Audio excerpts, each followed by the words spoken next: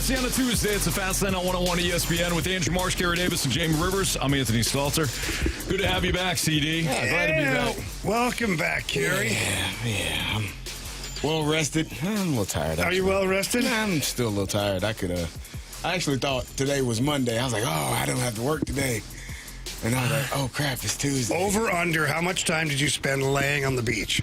Laying on the beach, not much. Really? No, Okay. We were busy having beverages pretty much everywhere else. Okay. Yeah, had some friends from college. If you don't mind, what general area? I don't want to disclose your secret location. California. Oh, that's California. I mean, yeah, sure. It's huge. You wanted more general than that? Well, northern, Southern. Carey's Orange like County. Okay. Oh, Carey's nice. like the U.S. Yeah. Yeah, he's like California. You know, Well, that narrows it down. Earth. Earth. Yeah. I was on Earth. I was on Earth. Yeah. Do Barely. you feel better? I feel well rested, but I'm well rested but tired. It's usually how it is. Yeah. Like They call that the holiday hangover. Yeah, I didn't do much. I didn't do anything but drink and eat and be merry. You got married? No, be merry. Eat, drink, be merry. That makes more sense. No, I did not get married. Congratulations, That makes more man. sense. I did not see that coming. I didn't get married. Wow. One of you all changed my chair, though. I see that. No, I still got. No, there's a new chair. We Somebody didn't did touch your I chair. got a new chair too. No. Oh no, that's my chair. Why do you have it? I don't know. I don't know what I Guy got. misses a couple of days, and he gets the Rockies and Jazz Chisholm for the home run derby. Hey, You're welcome. You're welcome on chair. the, you're welcome on the Yeah, like, Rockies. you guys kidding me? You're welcome on the Rockies. But Jazz Jazz. Chisholm, Anthony's idea. he struggles. You He think? struggled last night. Yeah, he hit 3 home runs. He didn't want to give me the guy that... He was hitting for average though. He hit the gap on a few of those. He fell a bit short. Yeah, we figured he's somebody that's Things going to do hit a bunch of balls in the gap in the gap. for a home run derby. Yes. But you like Wind guys is going that- out though. I do like make solid hit for average. contact. Yeah. Yeah. You hit the ball. So Cal Raleigh won the event last night. He had 18 in the final round to beat Junior Caminero of the Rays. I couldn't believe who Junior was up there. I was like, oh my. I had Junior. I had Junior for bet the board in the first round to hit at least 17 and a half home runs. He hit 21, and I had him as my selection. So I thought maybe I was going to get a point in the home run derby. But the guy who has more home runs than anybody at the All-Star break, well, he won the home run derby, so that makes sense. Yeah. Little controversy though last night, in my opinion. The wall catch or the swing? The swing off. There was no swing off. The no swing off. That was BS. Marsh, That's what let- that was. hey, That's all Marcy wanted too. Let it out. All I wanted was a swing off for bet the board, and I thought that they would have a swing off, but they decided to use StatCast to measure out the distance of the home run. And it came down to what, a couple inches? No, less than that. Like half an inch or something like That's that. so stupid. matters. Have the swing does. off. Certainly does, yeah. Why are we doing that? Depends who you ask, but still. That's so dumb. Oh, you guys don't like the analytics in baseball? Marsh doesn't like it on this, no. Now, Marsh, were you just ticked off because of your bet the board play or the spirit of the home run derby? It was a little bit of both. I think it was fueled by the bet the board, but makes it sense. also... I appreciate your Marcy honesty. loves the story. I thought it was dumb, though, that there wasn't a swing off. When we've seen in the past, the swing offs are very entertaining. The whole point of this event is to entertain you. Yes. Why are we measuring home run distance Well, the guys as a tiebreaker? That's the dumbest thing I've ever seen. So, Carey just said something there that it might... So, is this the big picture, right? Was last night kind of the... is it a microcosm of what we don't like about baseball right now? In that it's too stat-driven, it's too analytic-heavy. It's fine for teams and anybody that wants to study that stuff at Baseball Savant or Fangraphs, but overall, people don't necessarily value it as an entertainment piece. No. Like, I'm in the weeds here. We're in the weeds right now with this, but I do think it's kind of interesting that you two you're complaining about it, and Carey just threw it out there. Oh, you don't like analytics now? It's baseball. It's where the game has gone, and anytime they get to use it, they're going to use it, and it settled a debate for them. People are upset, but we got to hear about FIP and BABIP and all these other I don't think you heard about happenings. FIP last night. No, not last I night. didn't hear it. I was dreaming about it on the. He's looking on the right at flight me when over. he said You are, it. It's were that you? FIP. It's important in the whip. It's important. Like, what is he I can winning see games? you dreaming about the whip. I definitely was dreaming about the whip. Yeah. Yeah, having a good time. It's a good stat. It's a very good stat. So, Marsh, were you entertained overall, though? I was entertained by the home run hitters last night. I think the broadcast could have used some work. As no. I believe, who went first? Who was the first guy to go? Can't remember. Was it Buxton? No, it was James Wood. James Wood is in the middle of hitting home runs, and they had a double camera going on, double paned. Well, I don't know what it's Two called. box. Two box. That's what they say in the biz. Thank you, TV guy. There was for a good 15 seconds, just that right camera was just fixated on a baseball just sitting there on the ground. And I didn't see any of the James Wood home runs. I don't know, like the hitters themselves, I thought did a great job outside of Jazz Chisholm, of course. He was just taking batting practice up there. In fairness, I think he got thrown into it even against his own will.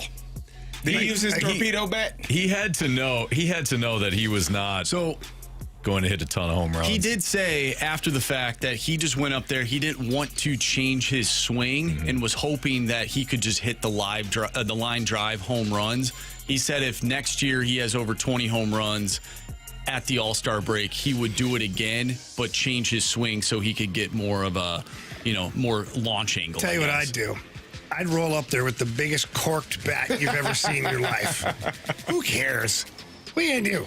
You're Jazz Chisholm. Like, I'm not doing it if I'm Cal Raleigh because I'm going to hit 50 dingers. If I'm Jazz Chisholm, though, I'm loading Load that thing sucker up. At least I'm hoping to get double digits at least. Right, no kidding. Overall, I wonder Are they if gonna Les... suspend him? Yeah. Come on. You're there to be entertained. Yeah. I like the home run derby because you see some of the personalities and they're all having fun. And it winds up being infectious. I mean, there's no Pete Alonso's there? Yeah, when you don't have an Arizona Diamondback, I mean a New York Met in Pete Alonso that's, back there and he's slugging down protein shakes and doing deadlifts and Pre-workout going. First of all, why are you working out at something like that? That can't possibly You gotta help. stay ready. I mean, stretching, sure. Hey, a light jog. I can see even walking on the treadmill. a little Walking bit. on the Just treadmill. get But why would you be lifting in your cleats? in your cleats of all things? You got to stay ready. You weirdo. He was deadlifting, Get a pump. squatting. He was. What a Get a pump. You're gonna at some point you're gonna be tired. You get that workout in, you get the blood flowing in all the right areas, you can swing Well, that that certainly bat. does help. There you go. For me, like, I'm a big, strong guy. If I wanted to put someone in the hospital, I easily could. Yeah, but probably yourself. Yeah. Yeah. You'll probably hurt yourself at some point, Pete. Do you guys think they need to go back to the old format? 10 outs. Maybe you mix it up a little bit. Where yesterday I believe they had 40 pitches. Do they still have the timer? They do have the timer. I'm starting to not be a fan of the timer because it's just back to back to back, and I'm like, I guys are can't sit there gassed. and enjoy this 500-foot home run because I'm looking at the next one. What do you think? What is your take on the batters taking pitches? So, like Junior, as it coming towards the end there, he was taking three, like he was getting all rested Yeah. up, which is where I'm like, I think if you take three pitches that are, if you use the little CompuBox box or whatever they do there, and they're in the strike zone, that should be an out. Like you can't just sit there and dodge the ball that's coming in. Like, Well, in the bonus round, I would absolutely take pitches. I don't want that. No, I want Yoel Pozo up there swinging at worms in the dirt. I He disagree. swings at everything. If that guy throws a pitch high and that's not where your sweet spot is when you swing, Well, then you blame the pitcher. That's a lot of pressure on that pitcher, too. I was watching him. That's a lot of stress to make sure you're throwing the ball where it Yeah, needs no to be kidding. thrown. Ellipsis 150 does bring up a good point. I don't think we should go back to the 10 outs. Derby used to take hours because hitters used to be so selective. I agree about that. But here's the thing: you implement the amount of pitches that you get. So you get 10 I agree outs, with you, but you Jamie. also maybe get 30 to 40 pitches. So you can't end up taking 10 in a row, right? Because you only get a select amount of pitches, but you also get 10 outs. So once one is over or the other one's over, then you're done. It could be something like a hybrid. But I just the timing thing, I'm starting to get sick of it. All right, so we do have the MLB All-Star Game pregame at 6 o'clock. So immediately following us here in the Fast Lane, you'll get the MLB All-Star Game pregame. First pitch is at 7 o'clock. We'll carry that game for you tonight. The Cardinals draft loaded with pitching. Have we seen an organizational pivot back to reinvesting in pitching? And do we like that change? That's next on 101 ESPN.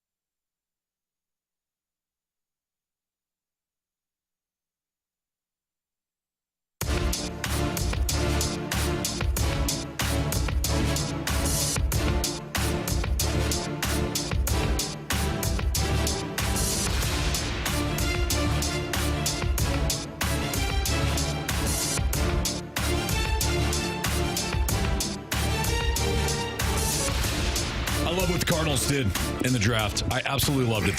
They acquired or selected 12 different pitchers. Yeah. 12 different pitchers. They went power arms.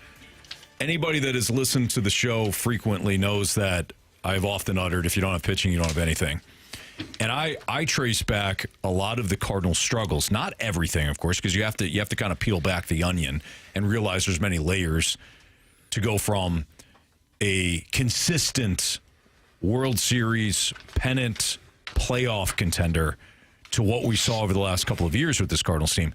But I do trace a lot of the issues back to when Mo pivoted from we're going to be a strong pitching organization to wow, I haven't drafted, we haven't had a all-star position player or a stud position player since Albert. I now have to pivot to all hitters. And I think that was part of the issue. And when you invest in hitting like the Cardinals did, eventually you're going to make a mistake. And Carey, I know that you and I disagree on the mistake being the Marcell Ozuna trade for different reasons, but you wound up giving 2 significant pitchers away in that deal. Then, of course, you had injuries. You had Alex Reyes being banged up. You had Carlos Martinez tapering off. You had Jack Flaherty having injury problems. So I'm not overlooking the injuries. I'm not overlooking the fact that you did have some pitching, and it broke down, which happens. But you can't get to the point where you're an organization that is scared to death to bring up Michael McGreevy because you don't know who else is going to pitch in AAA. That's ridiculous. Your pitching depth was so depleted that you had to take desperate measures. And what the Cardinals did in this MLB draft by going all in on power arms, selecting 12 pitchers. It's crazy. And having they went swing and miss. They did, yeah. Thank you. I love this draft for the Cardinals. List of things I sent you, Anthony. I could pull it up. The Ks per 9 or whatever. I got it right here. Because that's pretty telling. So this is at Redbird Farmhand. The strikeout rate, K to 9, of Cardinals draftees. Doyle, 15.4. Franklin, 12.1. Crossland, 11.1. Young, 11.8. Graham, 12.6. Van Dyke, 13.5. Ekman, 14 even. Sheligowski, 13.8. Watts, 10.1. Breckenheimer, 9.4. Dressen, 12.9. Liam Best, 11.2. They went for guys that can miss bats. Are all these guys going to develop? Of course not. Will some break down? Yes. Will some of them be bust? Yes. But they cast a wide net hoping to land several guys that can be in your rotation in the future. I loved it. It feels like what the Dodgers have done. They often go after young pitching and prospects and draft and groom those young players to become Major League Baseball players. And if the Cardinals can hit on 2, 3, 4 of these guys, you've done a great job. Like the Liam Doyle is supposed to be the one, right? He's first round draft pick. Has a plus fastball. Says he can miss bats. Something that the Cardinals don't have or haven't had. They got it in Sonny Gray. He's a little bit older, and eventually he'll be moving on, whether it's due to contract or but they have to go pay a premium for that. Correct. So now you got it in your farm system, and hopefully you can get these young pitchers to become Cardinals and do the job that you need them to do. This team needs pitching. It has needed pitching. It's what they have been looking for. The last 2 off seasons is what they've been looking for. I guess since you say they traded Sandy Alcantara and Zach Gallen and made that move, and just haven't hit. Now, some of that is due to injury. Alex Reyes, injury. Jack Flaherty, injury. Carlos Martinez, I thought he was a good starter for what he was, but not an ace. Like, you need to find an ace. Hopefully you got one in this group and you drafted enough of them. Hopefully one of these guys can be an ace. One of these guys can be your closer and your setup man, and you have enough now. And you don't stop. You just keep adding to it year after year. So hopefully they figured that out and it's going to help them in the future. Yeah, I think this was necessary. I really do. And the list of pitchers that you just rhymed off and their Ks per 9 and whatnot, the swing and miss that they have. To your point, Anthony, not all of them are going to make a significant impact in the majors. They're not. But that doesn't mean they can't make an impact for your organization. And what I mean by that is you got a couple of, let's say you get 2 or 3 of those guys that come to fruition. You probably have 2 or 3 more that other teams would still be interested in via the trade market. And then 2 or 3 more that are like projects, So there is currency here. As long as they're healthy, and let's say, because some of the text lines, what about, you really don't have the power bats. Like, you got to go get, okay, fine. So if we can develop 2 or 3 of those pitchers, 4 would be unbelievable, but I'm being very cautious here. And let's say you take 2 or 3 of them that are still the next tier down, and you go dealing some guys with packages for some bats. teams, we always say cost-controlled pitching in the majors is the best currency. It's currency, yeah. So if there's a power bat out there on a crap team, let's say, on a Pittsburgh or name your crap team, doesn't matter to me. But Rockies. The Rockies, okay? Let's say. Unless when you pick them. Exactly. Or it's a team that's trying to get that young pitching, or Tampa Bay Rays. Who knows what their new ownership, what it's going to look like. But, they might want to acquire young pitching again because they just like to keep throwing the young players back in the hopper here. Yeah. So there could be value in these pitchers beyond just being on the bump for your team. Absolutely. No, it's a great point. Let's talk about the Rays. Hey, Marsh, last night, I forget, who did Cal Raleigh beat in the... Junior Caminaro. Okay, now the Rays, they drafted him, right? No, they didn't. Okay, yeah. The Guardians got him. Exactly, international. And Tampa got him for a pitcher. For that. I see what you did there, Anthony. The dots. Yeah. And that guy ended up not really turning out. No, Tobias Myers. Yeah. Yeah. Cleveland traded for him. Yeah. He's now a Brewer. Yeah. Junior's working out pretty good, though. It happens. Exactly. It happens, right? But my point is, teams, and Jamie, the point that Jamie just made, teams are going to be calling for pitching.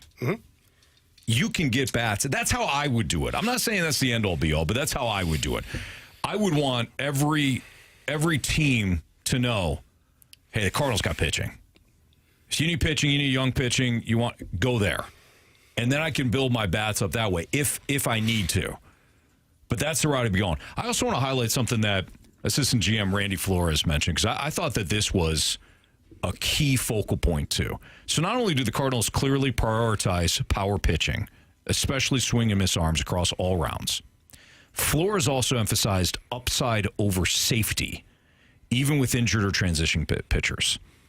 The Cardinals, what is one of my biggest... Risk-averse. Exactly. I knew before you even said it. Drives me crazy. Jamie already knows which way I was going because I've pissed and moaned about it for so long. You have been such a risk-averse organization. You have played it safe and played it safe and played it safe. And boy, those NL Central Division championships, they've mounted up, but you haven't gotten any further. I love that Flores and the Cardinals front office said, you know what? We're going to go with upside.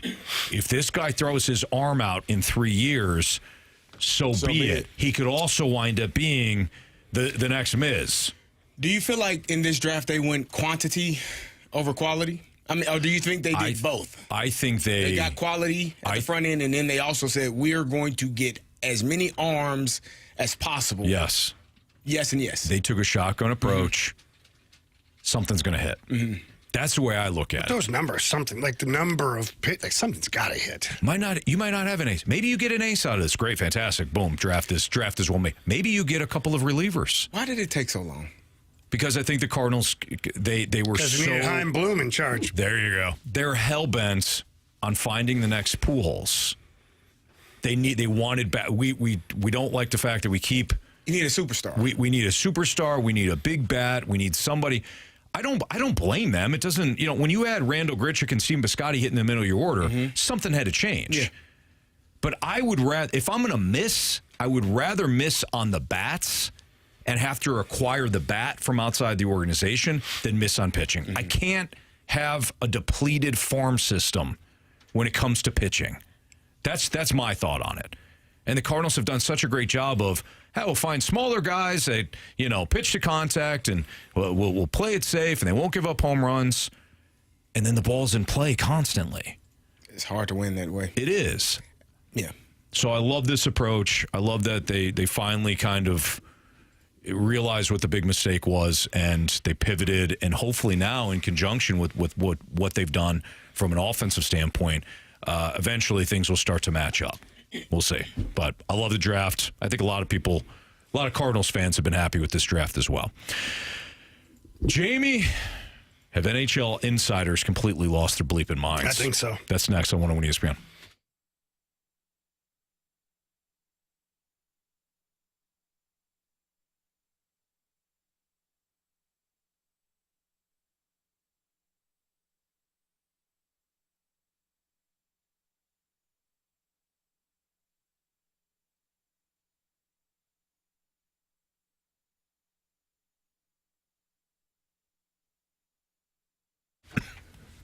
Gentlemen, you feel like you're running on empty a little bit sometimes. You got no energy, no motivation.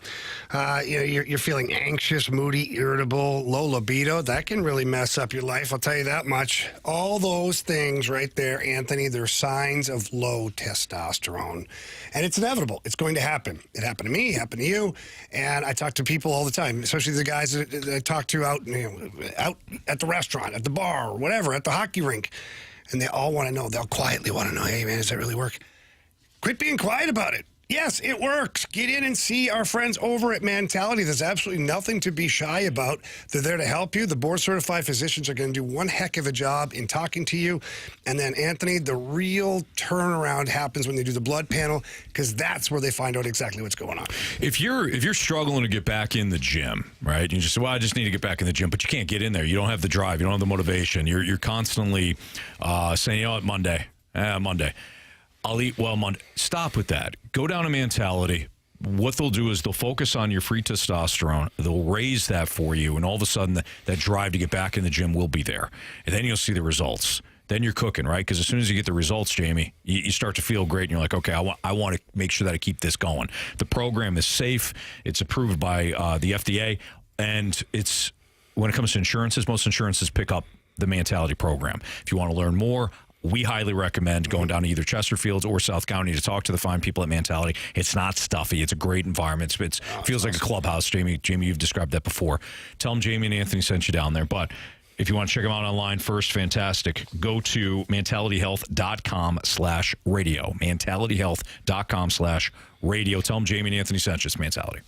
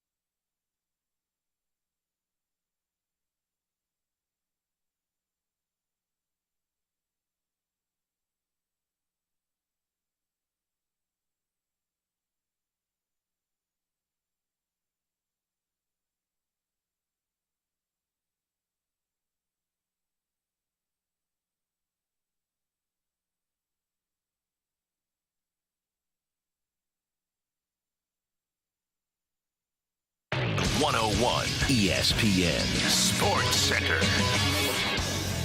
I'm Andrew Marsh. It's time for a Sports Center update driven by Johnny Londoff Chevrolet and Johnny Londoff Autoplex. Cal Raleigh of the Seattle Mariners wins the 2025 Major League Baseball Home Run Derby last night. Tonight, we'll have the All-Star Game. Brendan Donovan, the lone Cardinal, representing the National League. We'll have that game for you right here on 101 ESPN. Pregame starts at 6. Puck drop.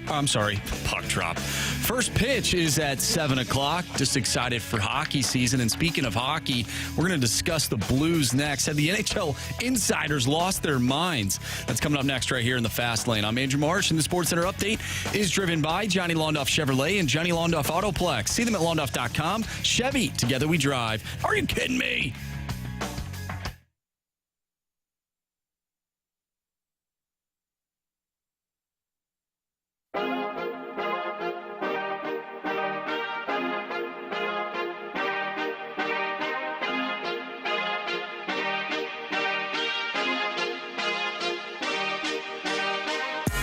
It's the Fast Lane on 101 ESPN. Jamie, I don't know if anything in the let's say like the Fast Lane show topics. I don't know if anything drives you more crazy than when NHL insiders throw out quote unquote reports or rumors that really don't have any basis in factual evidence or even common thought sometimes. Yeah. Now, I'm not saying all reporters and all reporting. I'm really referring to reporters actually report. Yes, but the ones that kind of, Doug Armstrong took calls, or Doug Armstrong was on the phones today. Doug Armstrong taking calls on Jordan Kyrou. Yeah. What? So what's the latest thing that's driving you crazy? Well, the latest one is it was about Jordan Kyrou again. I'm trying to find it here. There we go. From Frank Saravelli. I believe Jordan Kyrou's name remains out there. So what did he actually just tell us? I believe it remains out there. I think. No, but I believe. So therefore, it's like, I could be wrong, but I believe it. So I'm really not saying anything. He says there are other teams that have called to express interest. A lot of teams were hoping if they could just have a conversation with the kid that would convince him to waive his no-trade clause. If they could have a conversation with him? With Jordan. Is that legal? Nope. No, okay. Not without permission. I didn't think so. And it goes on, another one on Twitter/X. Hockey Insider. Hearing Canadians, Montreal Canadiens, and Blues talks reopening this morning. Reason, Jordan Kyrou to Montreal. Matheson could be one of the multiple pieces going the other way. Nothing imminent yet, but the two sides are talking again. Guys, let's just focus on something for a second here. Jordan Kyrou is one of your top scorers, your top goal scorer. And you're going to trade Jordan Kyrou for 31-year-old Mike Matheson, who's in the last year of his deal before he becomes an unrestricted free agent. Hockey Insider, Frank, somebody, please make it make sense to me. Yeah. Because if I'm Doug Armstrong, and he's a left defenseman, by the way, which means that you're going to pay a guy $5 million and he's going to play third pair D? Because you're not playing him ahead of Fowler or Broberg. So he's going to be your third pair left-handed shot at 31 years old. I mean, this trade just gets better and better by the second. Now, Montreal, you could say, well, they're going to throw other things into the trade. Everything that they have that would be worthwhile to throw in the trade is stuff that they need. Mm-hmm. So it would make no sense. It irritates me when things are thrown out there the way they do. It's just kind of reckless. And, Army's, I don't think he's listening on Jordan Kyrou. I mean, maybe if it was a crazy offer, he'd be listening. But even then, he still would have to go to said player and ask him if he would waive his no-trade clause, to which Jordan Kyrou has shown no interest of waiving his no trade. If you're going to trade him, it would have been a couple of weeks ago. Correct. Yes. You wouldn't. To me, it's like much ado about nothing. I don't think that these are actually true rumors. I mean, somebody can say anything, and they can. It's the way they say it, right? They can believe it to be true. But if you're Doug Armstrong, if you were actually motivated to trade him, and you were really trying to trade him, you would have done it before his no trade clause kicked in. You would have been actively seeking other teams, seeing what they can offer, and pitting them against one another and say, hey, Montreal offered me this. What do you got? Buffalo, hey, what do you got? Whoever. You would have been reaching out to all of these teams prior to his ability to say, no, I'm not going anywhere. So to me, it's, again, much ado about nothing. This is a nothing burger, in my opinion.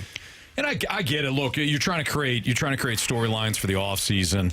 Once you get that initial rush from players signing, re-signing, being traded, following the draft, there is a bit of a dead period. But we live in a day and age now where you can jump online at any point, and we as sports fans, we as movie fans, TV fans, entertainment fans, we want more content. And everybody's content. So there is, and we're in it too. I mean, I'm not being a hypocrite here. We look for content every single day, and sometimes we limp into segments where we're like, I don't know if there's anything here, but you know what? We need a segment. So I get it. See. But with the Cairo thing, it's dead. To me, it's been slow, right? We had the initial rush of free agents, trades, all that stuff, and it has been like very quiet. And then today, Bo Byram signs his extension with the Buffalo Sabres. 2 years, $6.2 million a year. And then it's almost like it stirred up the hornet's nest again because we got to break more stories. Who's a hot topic right now? Jordan Kyrou still a hot topic, right? Okay, let's talk about Jordan Kyrou. Hearing Jordan Kyrou out there again. No, you're not. No, you're not. No. You're hearing it because you said it to yourself in a room with nobody in it. But the Bo Byram talking to himself. I mean, he's not lying. He's not lying, right? Like that's. I'm hearing Jordan Kyrou. You're an idiot. I'm an idiot. That's where these guys they don't paint themselves into a corner. They word everything perfect so that there's reasonable doubt in everything that they say. But the Bo Byram one is interesting because Jordan Kyrou, his name had been linked, whether factual or not, to Bo and Byram. And now this 2-year deal with the Sabres will take Byram to unrestricted free agency. Now, the original thought was that he wanted $8 to $9 million a year. He just signed for 6.2. So that tells me one of two things. One, he's happy to play out the next 2 years with Buffalo and get to unrestricted free agency. Or him and his agent talked to Buffalo and said, we're going to sign for a really reasonable price, and you're going to find me somewhere to play. Because if I'm a team that needs a left-handed shot defenseman, I'm not even alluding to the Blues right now. I'm talking about any team that needs a left-handed shot defenseman to play in your top four, and you're getting him at 6.2, I'm making that trade. Yeah. I would. It makes him more tradable for the Sabres. So that's where I think that people get stirred up a little bit, and I saw online a few different places. Well, would the Blues be back in?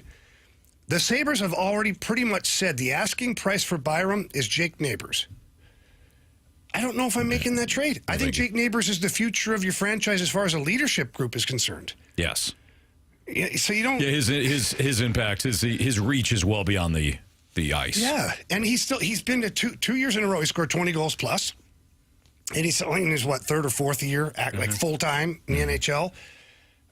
There's still upside there. Yeah. And I'm not saying that Byram doesn't have upside. He could. But if you trade for Byram, you might as well trade Fowler because, that's where he has to slot in. And I'd rather extend Fowler knowing that I can extend him because Byram in 2 years could be gone. No, there's no guarantee that he'll sign an extension with Doug Armstrong in the Blues. He might just say, I'd sign my 2-year deal so I could get out of Buffalo, and after 2 years, I'm hitting the market, man. So, a lot to do about nothing, I think. Would you be more intrigued in Byram if he was a right-handed shot defenseman? Yeah, I guess.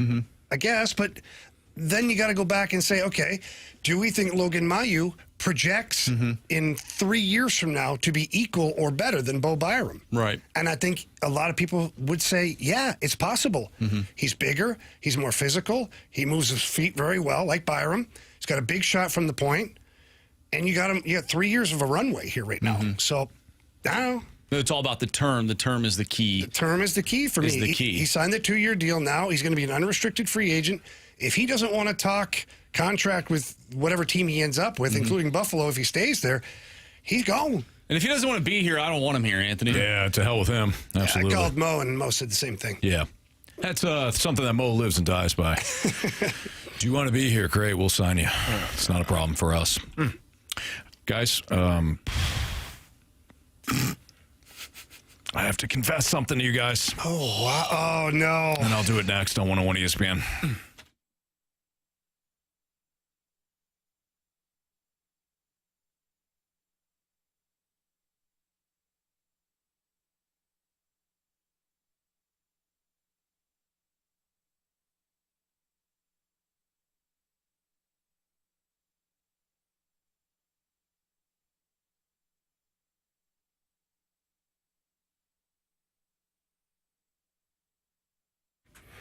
For years now, I've been telling you all about my friend and trusted realtor, Gloria Liu, with Your Home Sold Guaranteed Realty. Her eager buyers in waiting, her upfront written guarantees, and why she's the one you should call. That's right. Jamie Rivers here, and here's something you may not know. If you're selling your home and also looking to buy, Gloria has featured listings and open houses this weekend. They're all over the area, by the way. And they're in your price range, too. And they include some amazing luxury properties. I mean, I'm talking unbelievable properties out there that you won't find anywhere else. Gloria Liu has guaranteed sale programs to help make buying and selling easy. In fact, Gloria invites you to reach out to her directly, whether you're buying or selling. And if you want to see any of those amazing homes, and you're going to want to, and you want a private showing or open house, it's easy. Just visit GloriaHasTheBuyers.com, click on the Featured Listings tab, or you can simply give Gloria Liu a call. But when you call her, tell her that Jamie Rivers sent you in. Her number's 314-325-6888. Again, that number, 314-325-6888. And you can always visit GloriaHasTheBuyers.com.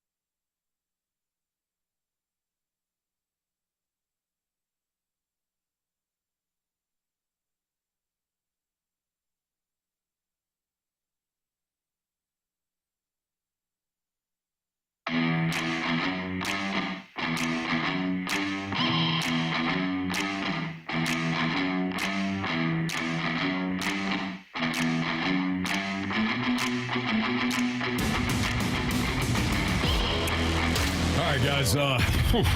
It's going to be a little tough, but I'm going to get this out. Please don't judge me. Oh, I'm totally going to. I was watching episode 2 of the quarterback, the latest quarterback on Netflix series.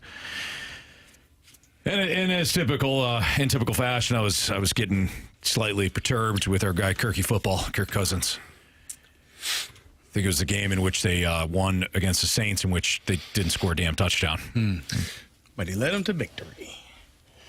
Young Wei Koo did lead them to Nice victory. pass interference call set them up well. Yes, sir. Yes. And then Young Wei Koo had to kick like a 90-yarder, bail him out. 58, I think, is what it was. And I was transformed back to that day. I'm like, see, this is why I don't like Kirk Cousins. Then he was with his brother, and they were going through he's like, hey, I'm going to pull off this burger joint. He's like, I've never been there. I've always wanted to try it. And I love that the girl's like, she's like, are you a Falcons fan? Were you at the game? Yeah, I was at the game. Yeah. So Which cute. I laughed, and I'm like, that was kind of humble. That's kind of cool. Very. And then they get the burgers and whatever, and then they're driving home. And he does these voice memo things as an idea that he got from Peyton Manning, in which right after the game, you basically leave yourself a voice memo, just all your thoughts. Like you just dump out all your thoughts on the game and, things that you're thinking in the moment, so that way you can reference them. So he's talking about it. He's talking to himself about the game, and then he called Raheem Morris and he left a message. And guys, I don't know what happened. Don't say it. I started to like Kirk Cousins. Oh, my God. I don't understand why you never did. You're where I was last. Don't do that. This is hard enough as it is, Marsh. I don't want to start judging myself from previous things that I've said and done, okay? It's in the past. You're where I was last quarterback season. Which I couldn't. I watched that one. I'm like, this is. I'm like picking apart. Why doesn't anybody see this? Yeah. But dude, when people hold themselves accountable, like that instantly, I'm like, you're a leader. And when he was talking about, he called Raheem Morris and he just said, hey, it's nobody's fault, but look, I know I'm not playing good enough. And he was citing specific things. It wasn't like this blanket, hey coach, just want to let you know that I know we're not playing well, but we're going to do better. Like he was very specific on things. He was talking about, like he was holding himself accountable. And if you're a quarterback and you're not doing that, you got a long way to go. I started to just lean in more. Okay. Stay in your warm and fuzzies for a second. Yeah. You want to point something out? Can I just weigh in on something? Sure. Okay. I think the messages and things like that's fine for himself.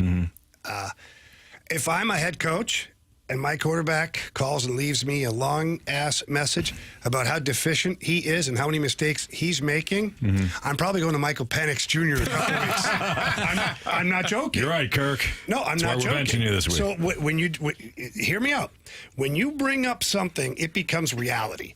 So even if the coaches aren't seeing what you're feeling, because a lot of times as the athlete, especially a quarterback position, there's a lot going on that the head coach can only guess as to what the quarterback is seeing or feeling and things like that. When you let him in behind the curtain for a minute and basically let him know, like, I'm not really doing good. I'm not processing the new offense. I'm not whatever he left the message. But all of a sudden, as a head coach, I'm like, oh, hang on, let me get my pen here. Now I'm going to be watching every friggin' game to see if those things are still continuing to happen. So then when Kirky football started passing the ball to the other team more often than his own team, that to me was a signal of like, okay, it's Penix time. Hey, Kirky, thank you for your service. I wonder if when I would never do that with a head coach. So I wonder when he did that, if they had already had those discussions. Like, to me, I don't know. That's probably a conversation that they already had. Like, I need you to do this. This is what we're seeing. And he's like, yeah, you're right. This is what I'm doing. This is where I see it now. In the moment, I'm thinking it's this and then it's something else. And I think a lot of that had to do, I told you this, Anthony, when I watched the Falcons play last year, the fact that he couldn't get under center and hand the ball off was problematic. So sometimes you overcompensate because you are injured. He had to sit in the shotgun to hand the ball off because he could not go under center. And we talked about this where your hand placement needs to be, Marcia. Go over it again, CD. Your knuckle needs to be right up under there, right on the center so you don't drop any balls. Yeah. Yep. So you want to be on the ball so you don't drop balls. Don't want to drop any balls. Correct. Knuckle needs to hit right there. Does it sound like that? You just make sure you just hit your hand up there and make sure that it's there. Speaks the truth. Imagine being the center. Like after like 12 years, like Jason Kelsey, every snap you're getting nut punched. Just a little, little tap. Just Cup make check. sure. After a while, you know you're good. Once you in the center have Once you get used to the familiarity, center's feel. right. Well, you know where your hand placement needs to be. You know the center more than his own wife does. At that point, yeah. So you want to be a quarterback, do you? Yeah, every day. But no, the fact that he was injured and dealing with injuries, that probably limited some of the things he's capable of doing physically. And so you alter some things. And now you're trying to play the game mentally, but your body isn't able to catch up with it. So it's probably all of those things. And I'm glad. I'm proud of you, Anthony. Thanks. I'm so damn proud of you. Thanks. For coming around on Kirky. I sent you a text message. You only over come the around when he's weekend. on his way down, though. Yeah, I mean, that's true. It may speak more about me than him. I sent the message over the weekend. I don't know if you all saw it. I said, how can you not like Kirky? He was talking to Andy Dalton after he's his giving game. his whole life He was story. saying they were talking about becoming backups and how hard it is, but we just got to stick to it. Like he's a leader, damn it! And you finally Really good have guy. come around to it. Well, And he's a backup, part of it. and you probably like him more now. I do. because he's the backup for your team. that helps. That's sick. He's right. That's sick. No, Like if Carey's he was right. still starting, he would have been. That moment would have been a moment. But Way as different. soon as he Yeah. started playing, he'd have been back on the. Carey's right. It's the fact that he's really the true. backup Yeah. at this point that you're Yeah. okay saying, you know what, he's not a bad guy. Right. It took a while, but you're finally here, and I'm proud of you. Thanks, man. Yeah. I really appreciate that.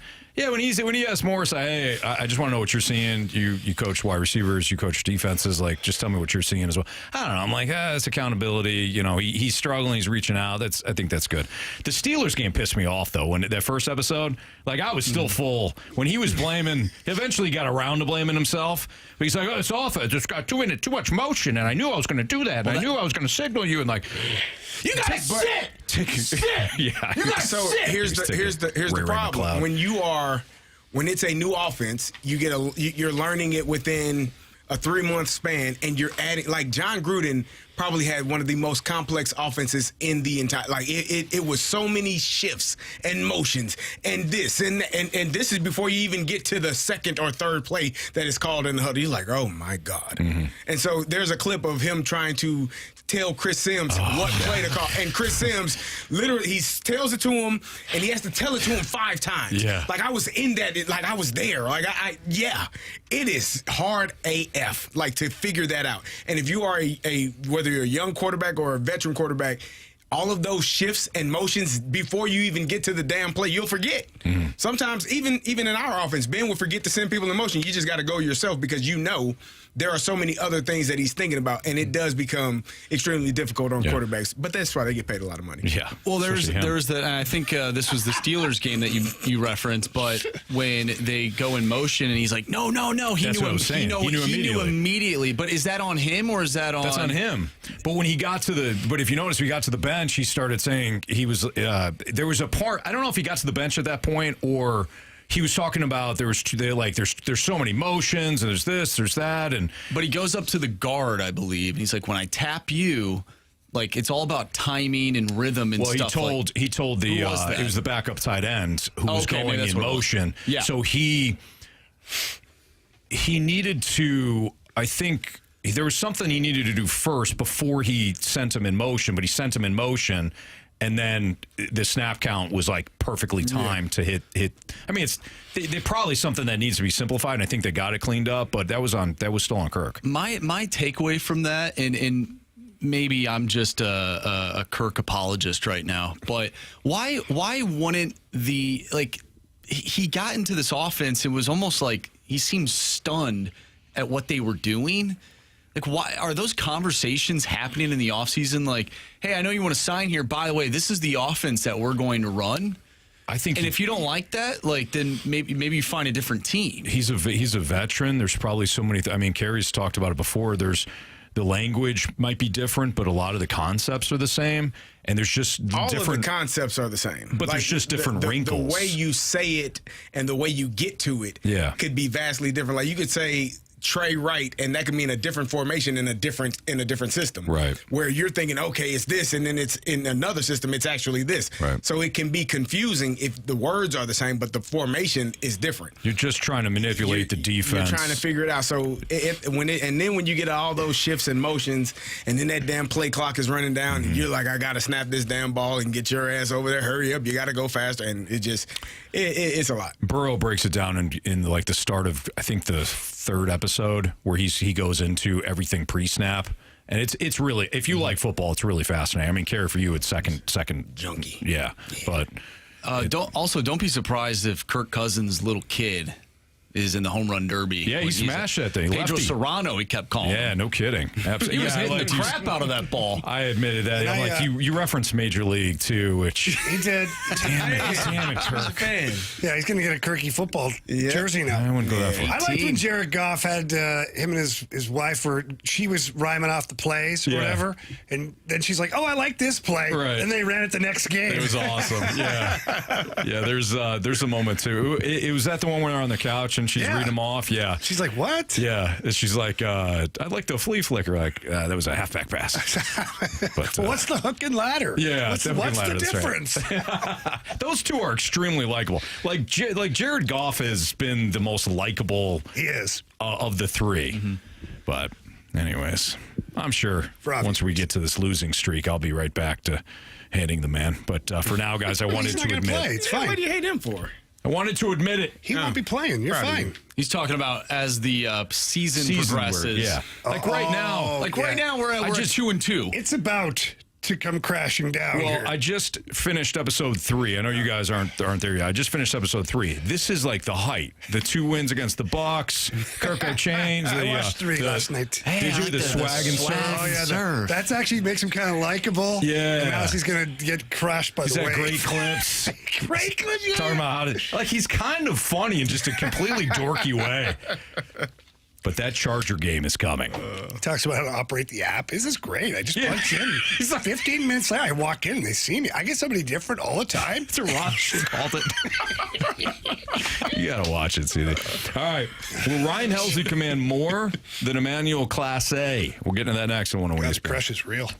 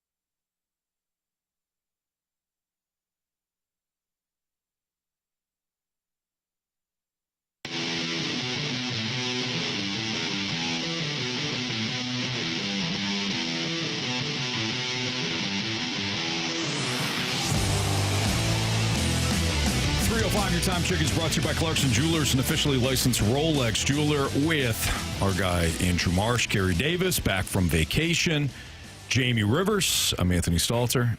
There's an article that was written by Tim Brighton of The Athletic, archetypes of the MLB trade deadline. He goes into it, the ace, the shutdown closer, and more. In the article, the shutdown closer for this season has Clase, Emmanuel Clase, as the main guy. Do you guys think that Clase could ruin or damper the market for Ryan Helsley? Do you think there's going to be enough interest drummed up on the open market for not only Emmanuel Clase and Ryan Helsley, but also Aroldis Chapman, Tanner Scott? There's a couple of closers out there. Yeah. I don't think it's going to affect Ryan Helsley's market. I don't, because I view the league as there's more than one or two teams that think they are contenders. Mm-hmm. And if you think you're a contender, you're going to pay. You'll pay for that closer, because you know as well as I do, you're getting a Game 7 in the World Series, Game 7 in the NLCS, whatever it is. You got a one-run lead. You want to be able to, in the ninth inning, just tap that door, and out comes what you would consider to be, that's it. We're done here. Game's over. We're done here. And so there's a premium to be paid for that warm, fuzzy feeling. And if Emmanuel Clase is gone, then I think Ryan Helsley's next. Mm-hmm. And then teams are going to start panicking because these guys are dropping off the board. So the offers are going to get better and better because they need to make sure they get their guy. And who knows? Maybe the Guardians won't trade him. Either way, I don't think there's any reason to keep Ryan Helsley. I really don't. Nope. If he were perfect on save opportunities, if he was as good as he was last year, and the Cardinals were or will be 3.5 games back of the Cubs at the deadline as opposed to where they are now, 6.5. Maybe there's a slight conversation. Otherwise, no. You're not going to. I don't think you're going to get a valuable enough compensation pick that would compare to what you're going to get on the trade market when you put Ryan Helsley up. I'd rather be able to pick what I'm getting. Like, I know you'll get the draft pick, compensatory pick, but I'd rather be like, no, never mind. Question mark until I see who's out there. Mm-hmm. I want this guy and this guy and this guy. What I know is this is what he is right now. Yeah. Theoretically, whatever you get in that deal is hopefully up at the big league level next season, if not this season, as opposed to a compensation pick where, who knows, 3, 4, 5 years, may never be. Exactly. Yeah, and Carey, I know you've been beating that drum for a while now. Well, I think this is the concern that you run into is when there are other players that are on the market. Last year, it was Ryan Helsley. Yeah, like he was in my opinion, the archetype. Like he was the one. If you were looking at that list that you talked about earlier, and this year you have other closers that are still in the market for, if they aren't able to get Clase, or if he's not available, you still got Felix Bautista from the Orioles, you got Kyle Finnegan from the Nationals. Like there are other players, other pitchers that are going to potentially be on the market as well. Whereas the concern for me is last year he was 1A, and now he could be 2, 3, 4, and it really depends on how many teams actually feel like they are one closer away. Mm-hmm.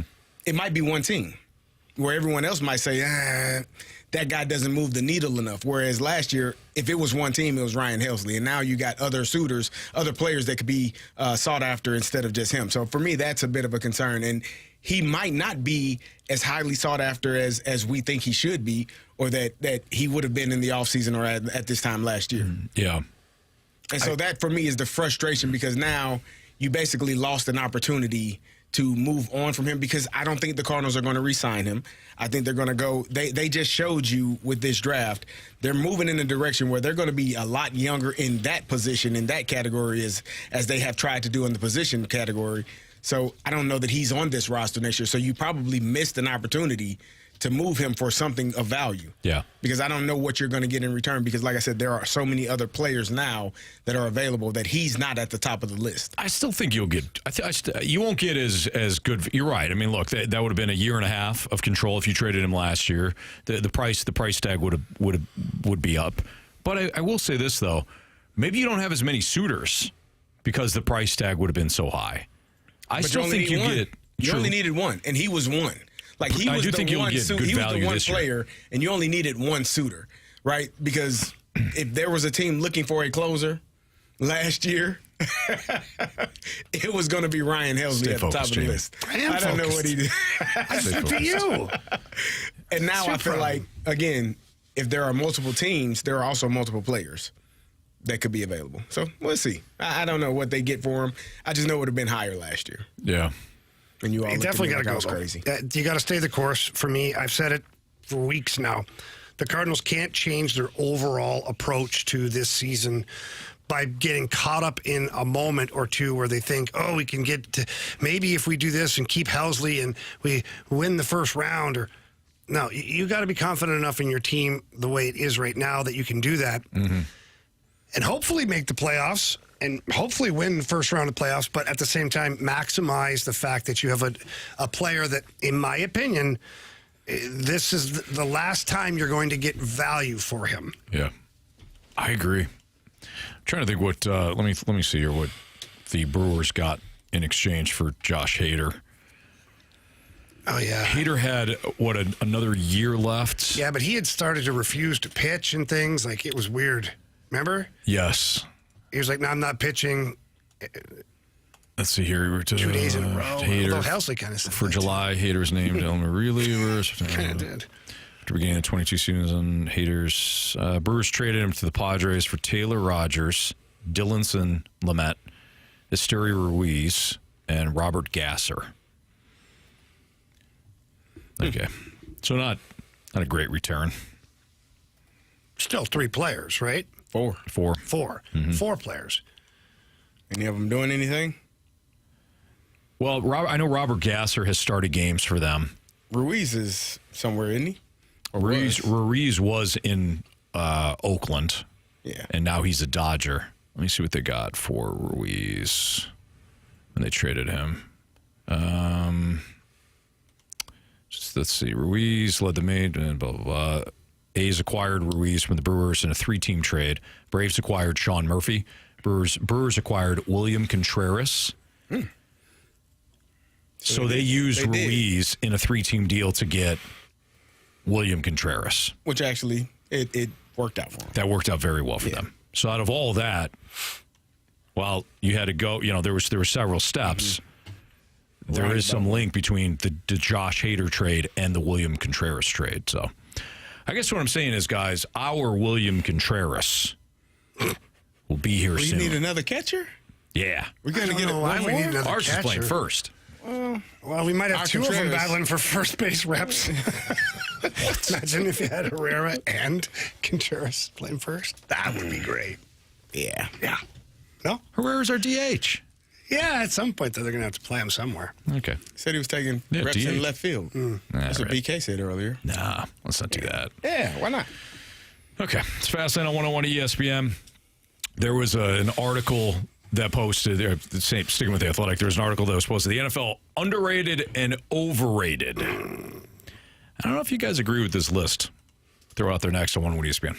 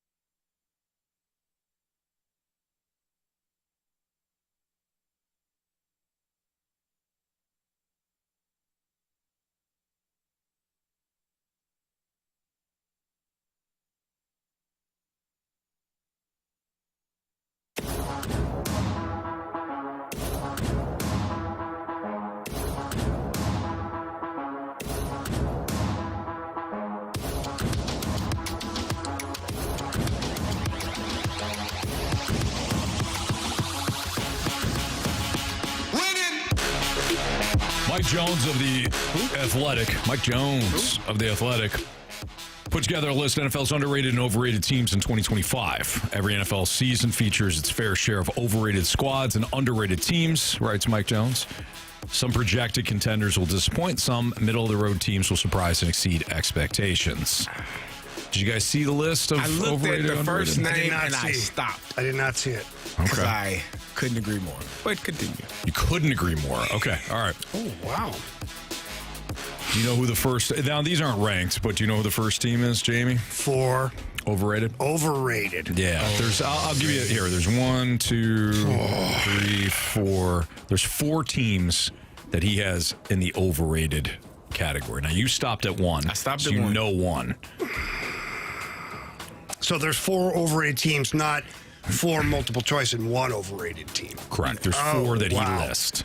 Okay. Not ranking them, just 4 total. Overrated. Overrated. I'm trying to think. I'm looking at some obvious ones here. Overrated. So think what Carey just said, though. What? He's like, I couldn't agree more. So Yeah, so go you know back it's to a last team season. What was a team that he's Carey not. wasn't a huge fan of? There are a lot of them. Well, Gary, go ahead. Give me the first one. Buffalo Bills. Oh, really? Okay, so why do you agree with that? Because we keep hearing this year after year about Josh Allen, and he and most people can't. Let me preface that. Let me start with that. Can't get past the Kansas City Chiefs, but not many people can unless you're the Philadelphia Eagles.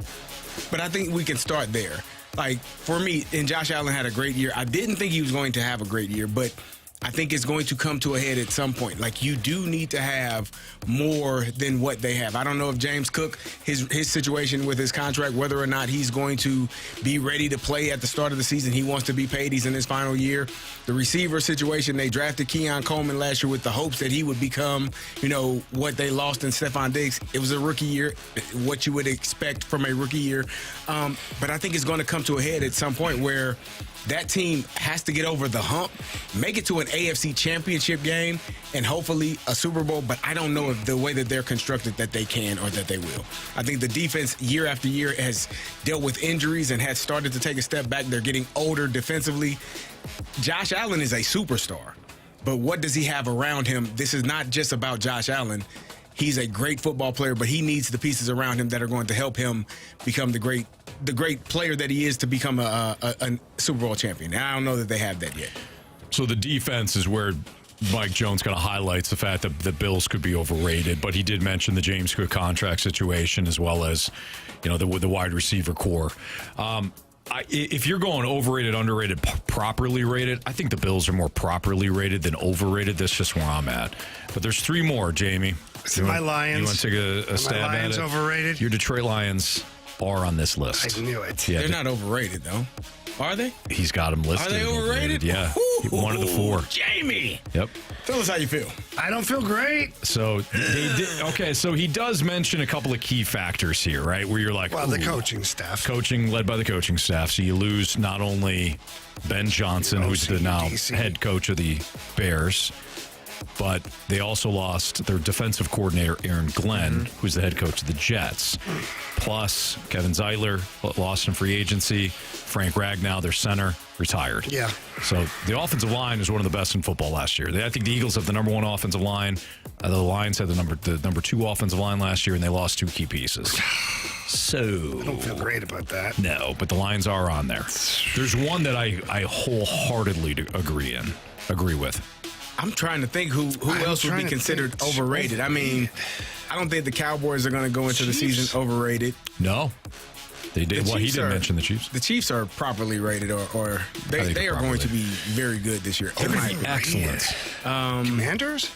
No, No, Commanders are. I'm scared. there's one AFC. There's one Carey, AFC I'm and one trying. NFC. I'm trying to play the game, Carey. Overrated. Marsh, you saw this list. Did you see the full list? I did 'Cause you can play see along, too. the list, so I will bow One out, but AFC, I will one give NFC. hints. 49ers? Give us a hint. 49ers. I That's don't not the think team you're talking about, though. No, I don't think they're going to be. but the 49ers are on the list. Overrated? Yes, so they got the Bills, the 49ers. They mention all of the injuries that have been, or not the injuries a year ago, but Gone now are Deebo Samuel, Aaron Banks, Dre Greenlaw, Javarius Ward. They lost all these key pieces because obviously you got to pay Brock Purdy, and they've dealt some big contracts, not to mention, of course, Christian McCaffrey's always banged up. I thought that was interesting because we're all looking at it like, well, the 49ers, they got to be good again, right? Like they have to bounce back. I wonder if there's a touch of overrated to the Niners. I think the Niners are probably the third best team in that division right now. Ooh, okay. So Carey agrees. Yeah, but I wouldn't. Yeah, Do they have the Ravens? No. Okay. The Bengals. Cincinnati Bengals. Yep. I agree with that. How are they overrated? They're one game over 500. Because everybody loves the offense. Everybody loves the offense. Everybody, Joe Burrow, Chase. Wow, he got all his guys. Jamar Chase, T. Higgins. I've seen teams. I've rooted for teams that have been built from the wide receiver in. They don't make it. Ever. And the Bengals' defense was horrible last year. You don't know if Trey Hendrickson is going to be there. He's still holding out. And you don't know if Stewart, their first-round pick, is going to be there because he's holding out. The Bengals defensively, they could give up 30-plus a game in a heartbeat. But they could score 35 and win. Sure. They could win. You better. They're going to have to. Like, they are, offensively, they are a dream. Like, you are excited about. You got Chase, you got Burrow, you got T. Higgins. Like, you know that they're going to throw the ball. They're going to have success. And you They're know not that they're going to give up a lot of runs. It's a lot of Didn't we points. just see this happen, though, last year? Correct. So what makes me believe, what makes anybody believe that they're somehow going to just get over that hump? I think they needed to win one more game to make it to the playoffs. Yeah. And you look at that Baltimore game where that was a crazy last 2 or 3 drives by both teams, and the Ravens actually found a way to win that game. Like, there were probably 3 or 4 games. I mean, the Chiefs game where second week of the season where the pass interference call. Like, there were 2 or 3 games, maybe 3 or 4, where the Bengals were one possession from winning that game. So if you flip that, True, you could see them being in the playoffs because despite how poor that defense was, offensively they were lights out. We're getting some good feedback from the steak bit here. A couple have rolled down, so let me pull up the YouTube chat. But John Scores, he's got a big moment coming up in about a half an hour. He says T. Higgins good for 10 games. Good point. T. Higgins is always banged up. Dr. Xander says, but the Bengals receivers are making more money, so they'll be better. That's hilarious. I love that. I'm picking up on the sarcasm. Frick James said, greatest show on turf, Anthony? Wasn't thinking greatest show on turf. They actually had a good defense. I was thinking more along the lines of the Matt Ryan era Falcons, where, hey, let's get him another receiver. Why? Your defense is terrible. He's got enough. Yeah. All right, underrated. Flipping to underrated. Now, you guys have not seen this list. No. I think at least 2 teams. No. Every team on this list will piss off either Carey and or Jamie. Chargers. Correct. Yeah. Chargers is one. You guys are going to nail all 4. Well, it's got to be the Vikings, right? Nope. Underrated. Underrated. Packers. Really? What? They had a perfect game going on. Oh, so it is the Vikings. No. The Packers. Well, I'm not a part No, of that their wouldn't game. tick you off. No, but Think what teams would really tick you off. tick me off. Tick you and Carey off. Chargers are one of them. Yeah, the Chargers are definitely one. The Broncos wouldn't bother me. Okay, so exactly. They wouldn't bother me. Underrated. There's one for sure that's going to make you angry for a very specific reason. Oh, I know and what there's it is. another for Carey. I know Tampa what it Bay is. Buccaneers? Nope. Can I say it? Sure. Arizona Cardinals. Oh, God. Bingo. Nailed it. So he's got the Cardinals underrated. He's got gosh. the Chargers underrated. Come on. There's one more that will tick Carey off, and one that I think you guys are both like, And it can't be the Cleveland Browns. No, John, it is not the Falcons. No, Waterboy, it's not the Steelers. No, John, it's not the Patriots. Underrated? Yep. It's not the Steelers. Nope. No. Nope. Underrated that would Waterboy tick Titans, no. Carey off. Why would it tick Underrated. Carey off? I'm trying to think. It, The Cowboys? that does. I was gonna say. How about them Cowboys? America's team, Carey. I hate that saying. That is the dumbest saying. That is the dumbest thing. You know they just created it. They created it. That's a real thing. They created it on their own. And people just started saying, "Oh, good King, America's team." That's the dumbest damn idea I've ever heard. Self-proclaimed. They named them themselves. Yep. It's like giving your own self a nickname. Yeah, you I've can't seen do guys that. do You that. can't give yourself a nickname. You can never give yourself a What the nickname. hell are we doing? That we're America's team. Who said so? Oh, we did. Oh, cool. I like it. Yep. The hell we doing? All right, so you're missing one. This one might be a little tougher. So you're missing one underrated? Yeah, Chargers, Cowboys, Cardinals, Broncos. Young not the quarterback, Broncos. Rams. Hold on, we're gonna reset things. I'm gonna give you one pick each. Okay, so I really just think said about mine. this. This will tick you off. It's not the Rams. I'll get not the Broncos, not the Rams. Okay. This one will tick you off, but not as bad as the other ones. Underrated. Yep. Oh, I'll give you God. one. I'll give you one Chicago choice. Bears. Is that your choice? That's my choice. Bears. You said it won't tick me off, so I No. It will, but The not Patriots? as bad as the other ones. The Patriots. Is that your final Yeah, guess? that would piss me Bears, off. Patriots. That would. Carolina Panthers. You're all wrong. Oh, wow. But I'll give you a hint. The Panthers came into the league the same time. Jacksonville Oh, Jaguars. that definitely pisses me off. There you That's go. embarrassing. That is Should terrible. have known There that. you go. All right, so I stand I don't even corrected. think It will about the definitely. AFC I think South. they're properly rated right where they're at. So list again, this is a list from The Athletic. Mike Jones, overrated, underrated. The overrated teams, according to Mike Jones, Buffalo Bills, San Francisco 49ers, Detroit Lions, Cincinnati Bengals. Underrated, Chargers, Cowboys, Cardinals, and Jaguars. All four teams in the underrated category will make Carey and Jamie puke in the break. We've got our Sports Six-Pack Part 1 coming up. Send in your questions to the Air Comfort Service text line, 314-399-9646. Again, 314-399-9646. Part 1 of the Six-Pack is next.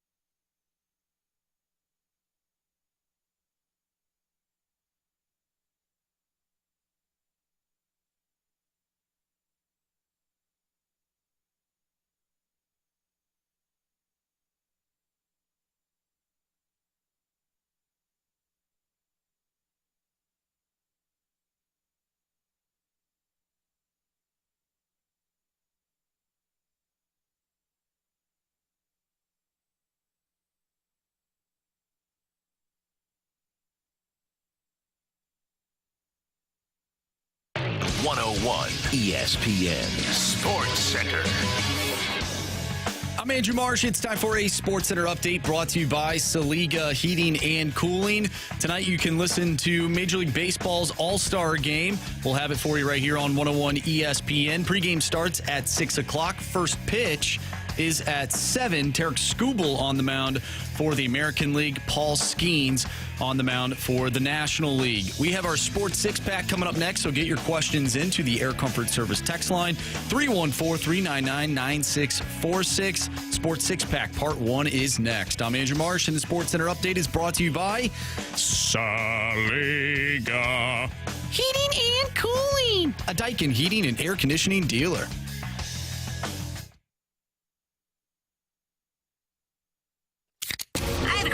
It's time for the Fast Lane to answer your sports questions. I want to ask you a bunch of questions, and I want to have them answered immediately. Asking me all these weird questions. Answer the question. Answer the question. Answer me! The Sports Six-Pack is now. It's Fastlane on 101 ESPN. Carey Davis, Jamie Rivers, I'm Anthony Stalter. It's time for part 1 of the Sports Six-Pack. 314-399-9646, the Air Comfort Service text line. Feel free to send in any questions that you have. Marsh, fire away. Question number 1. First question comes from Dandy Don. Would you be excited for an Eagles-Chiefs rematch, or would you be disappointed? I'd be excited. No. Get that garbage out of here. Anthony, who's not a Chiefs fan, does not get a vote. Go Birds. That's from Dandy Don. It's going to be tough for the Eagles to play the Chiefs when the Lions are in the Super Bowl. Well said, Jamie. Why don't I get a vote? What? Because you're a Chiefs fan. I'm not a Chiefs fan. I'm a Falcons fan. Right now, he's a Falcons fan. Until January. Till a week before the Super Bowl, First. then he's a Chiefs fan. Thank you, Jamie. I'm just clarifying. I would love to. I mean, the Eagles won one, the Chiefs won one. I'll make it a trilogy. Yeah. I wouldn't mind it. See who comes out on top. I think the Eagles will be there. I think the Eagles are like on autopilot right now. Like 3 Super Bowls. Well, 2 Super Bowls in 3 years. Another one I think is on the horizon. Like that team, to me, as long as no one gets injured and they're able to stay, pretty healthy throughout the entire season, that team is pretty much a juggernaut. So Best roster in football. yeah. I would not want to see a rematch. However, if the Vikings do not make it to the Super Bowl, the Eagles defending their title, I'm more intrigued by that than seeing the Chiefs back in the Super Bowl again. I'd rather see another AFC team, someone take down Mahomes, so we get to see some of these other really good quarterbacks have that opportunity to be in the Super Bowl, and then they get their chance to take down the defending champs. I think that would be a cool story. Okay. All right. I'm fine with that. Chiefs, give us some storylines. Chiefs going to be good this year, too. They're going to be very good. Yeah. They have kind of that vibe. You remember when the Patriots used to lose? You're like, oh, God. Here they come. You're going to be back. Better, aren't you? The Chiefs are going to be locked in this year. By the way, did you guys see I think it's been out for a while now, but did you guys see the Amazon Prime documentary on the Superfan? The Chiefsaholic? The Chiefsaholic. Did you see that? I finally got around watching that. That's incredible. That whole story. It's awesome. Do you know the backs? Do you guys know the backstory? Yeah, he went to jail, right? He went to jail. He's robbing banks. Yeah, I heard about that. Yeah. He would rob banks each week to get money so he could go to all the games.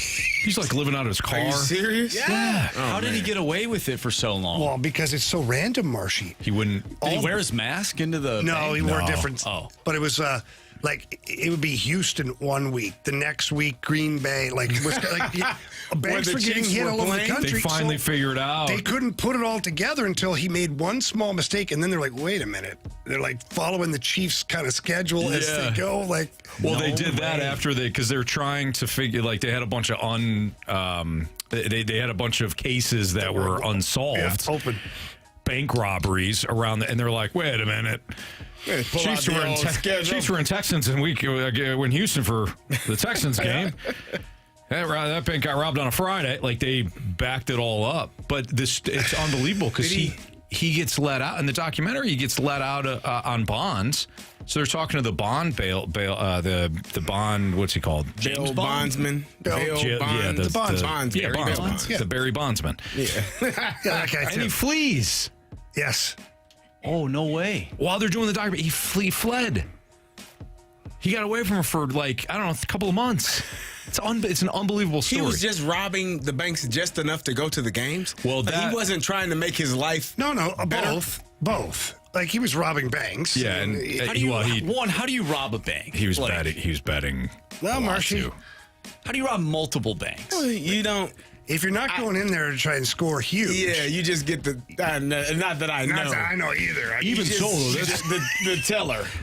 Even so, that's I hear. still That's what they difficult. say. You just get the You cash know? from the register. If you I would get assume. the die packs, If you're trying to get in and get out, but he'd go to the casinos and swap it out. yeah, Launder that money Money laundering laundering. into it. Yep, Wow. Yep. Easiest way, from what I hear. from what I hear.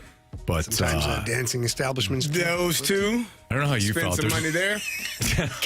Cash establishments is what I've been told. Yeah. Is Not he the that I- best fan ever or the worst fan ever? He's Oh, he's the most worst. committed. He's all in. Yes. I don't know how you felt, but like watching, I'm like, man, this is crazy. This is great. But then when I'm glad that they had one of the one teller on, and she was like, really, this guy is celebrated, and They changed it, I'm like, yeah. oh, F this guy, F him he up. have Because I Did he did have a find weapon? myself at one point going like, I want him to get away. Yeah, he's like Frank And then I Abagnale was like- Jr.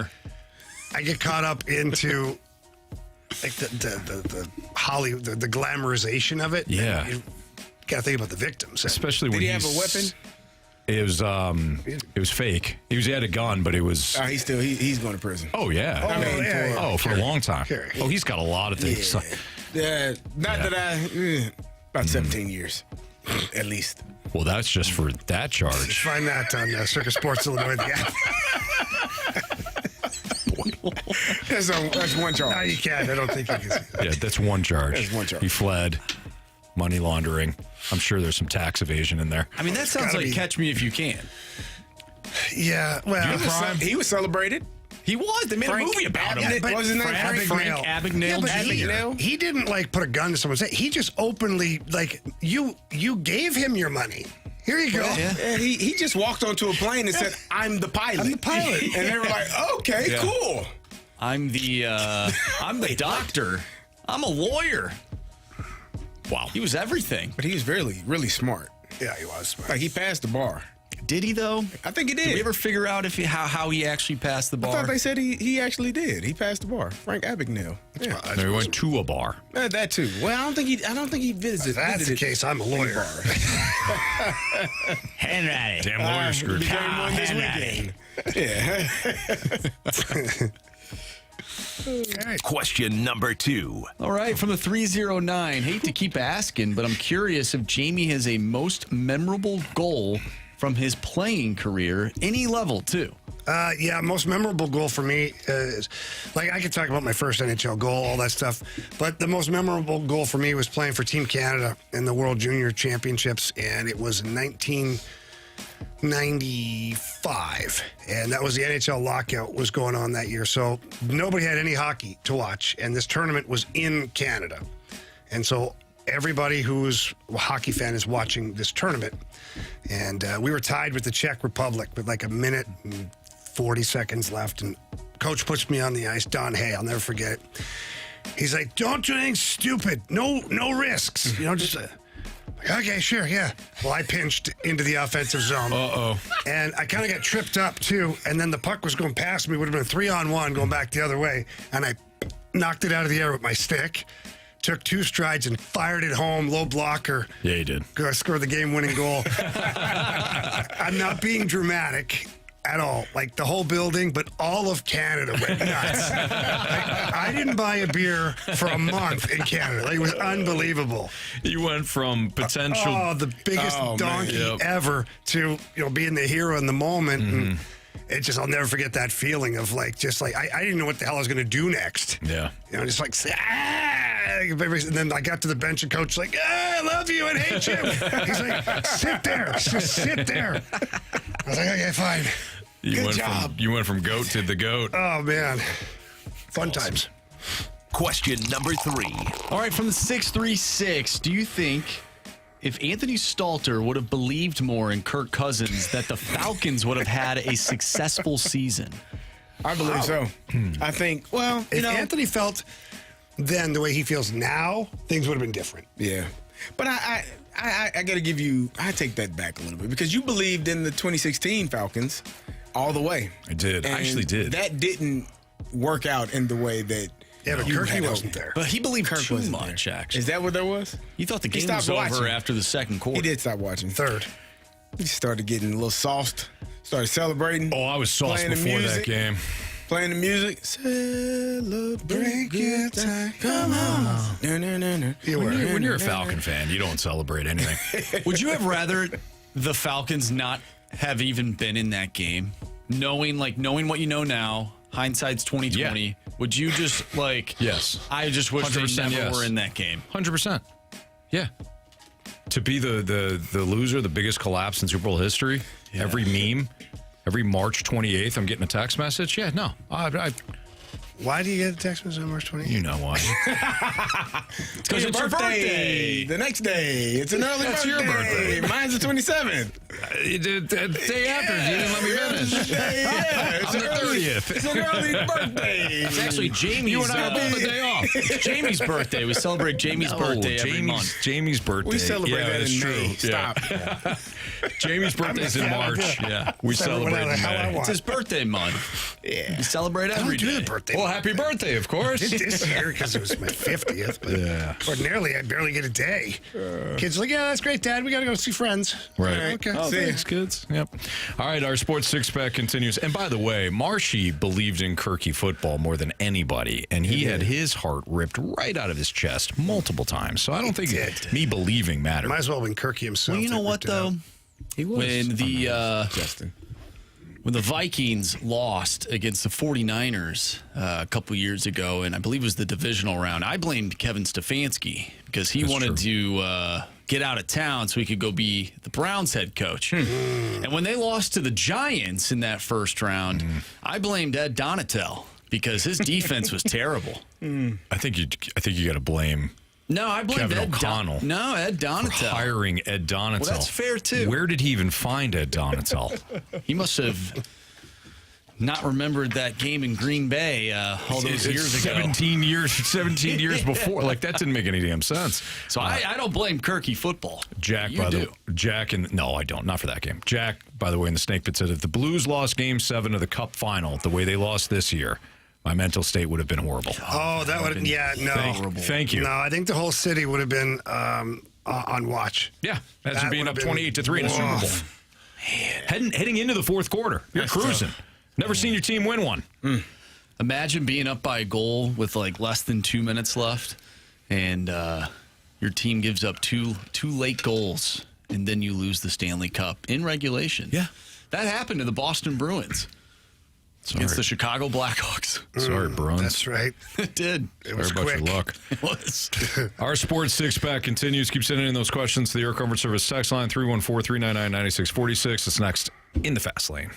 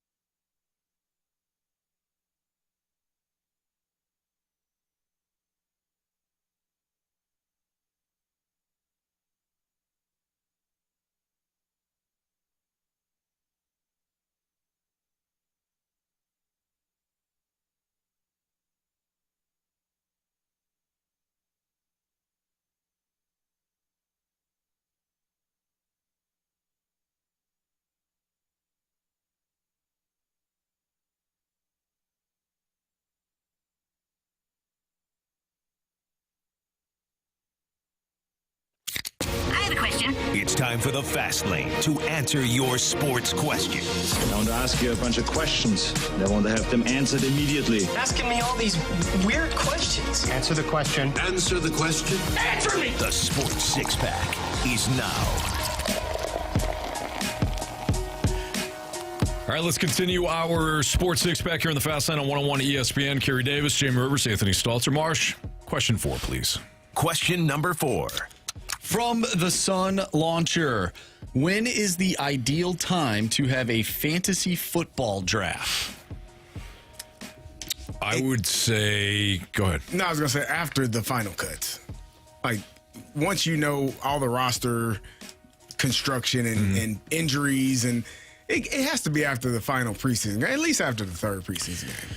Yeah, I would say the week. Well, I guess the third one, it's only 3 games now. After the second one, the third one. I would say the week of the start of the season. Yeah, I've done drafts. Yeah, I've done a lot of drafts on Tuesday night. So the season starts Thursday. Yes.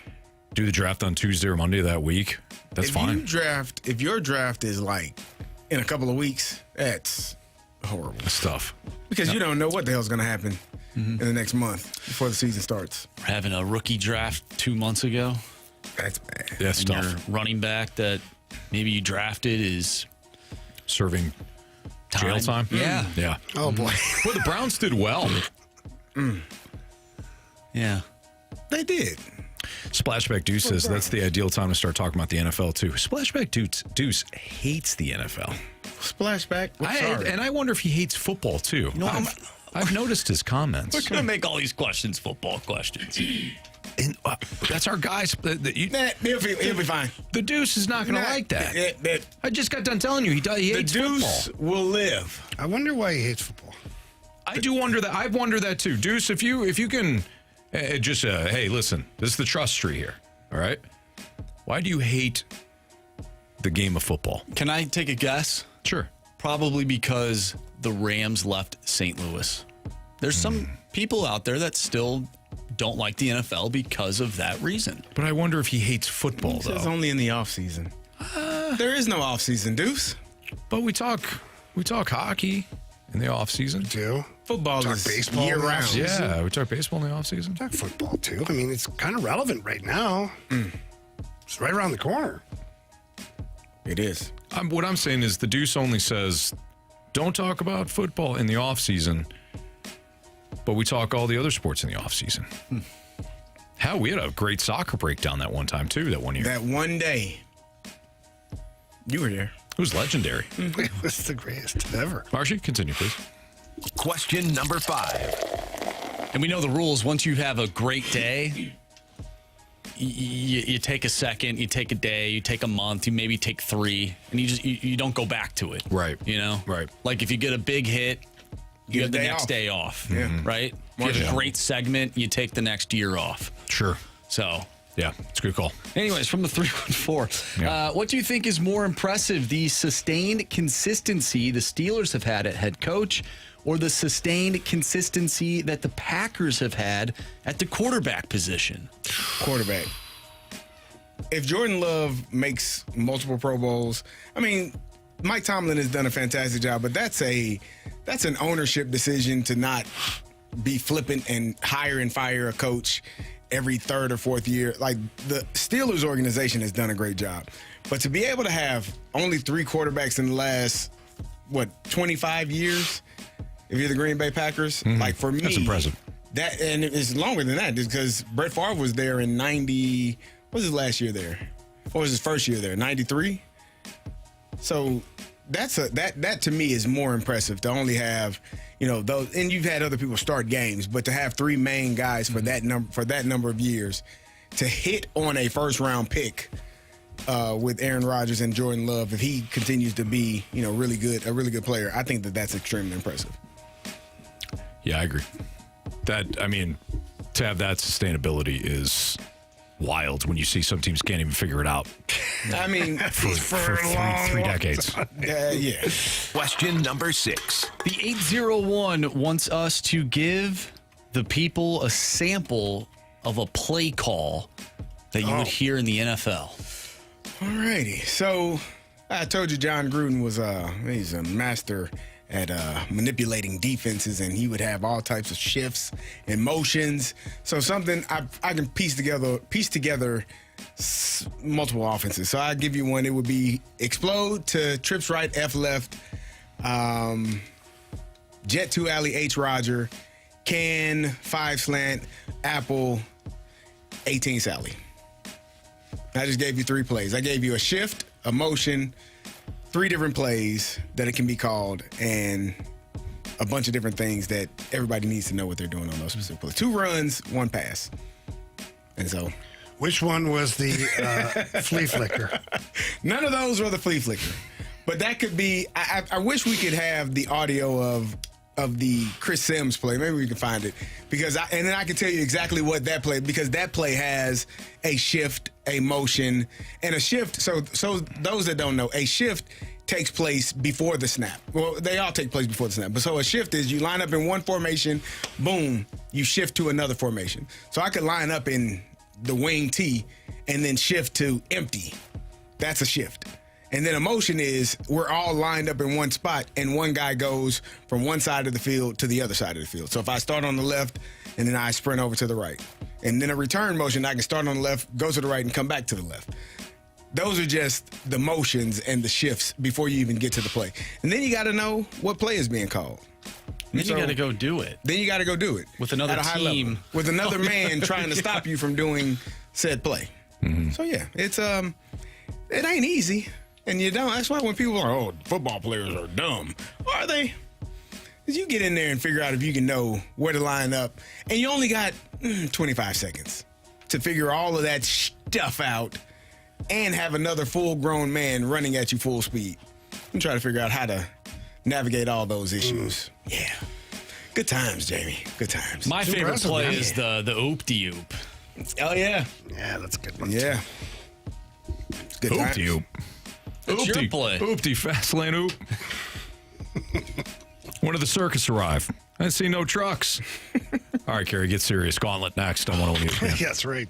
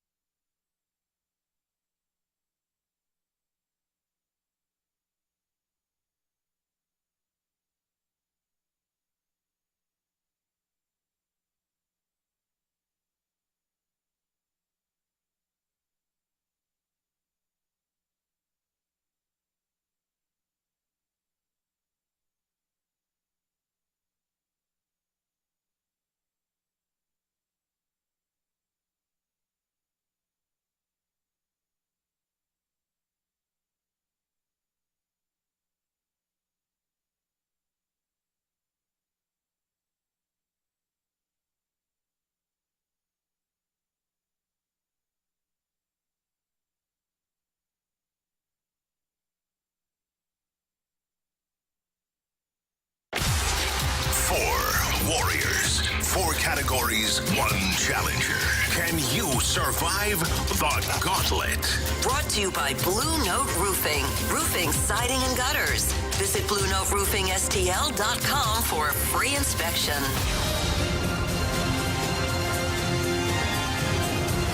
All right, 4:04, your time check is brought to you by Clarkson Jewelers, an officially licensed Rolex jeweler, with Andrew Marsh, Carey Davis, and Jamie Rivers. Carey's writing a text to somebody. Focus, Carey.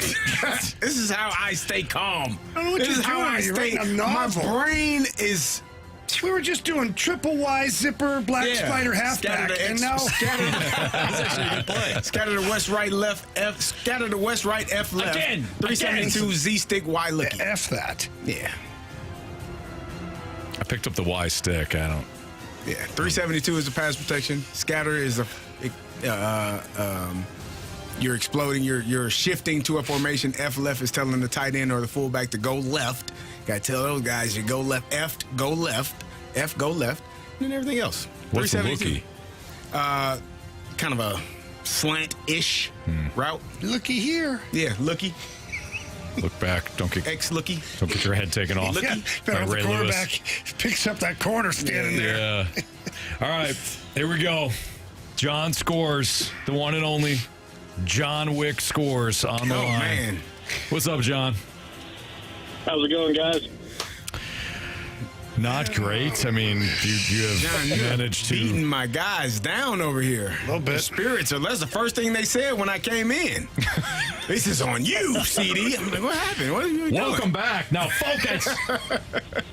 All right, John. We already know that CD is going to be your opponent today.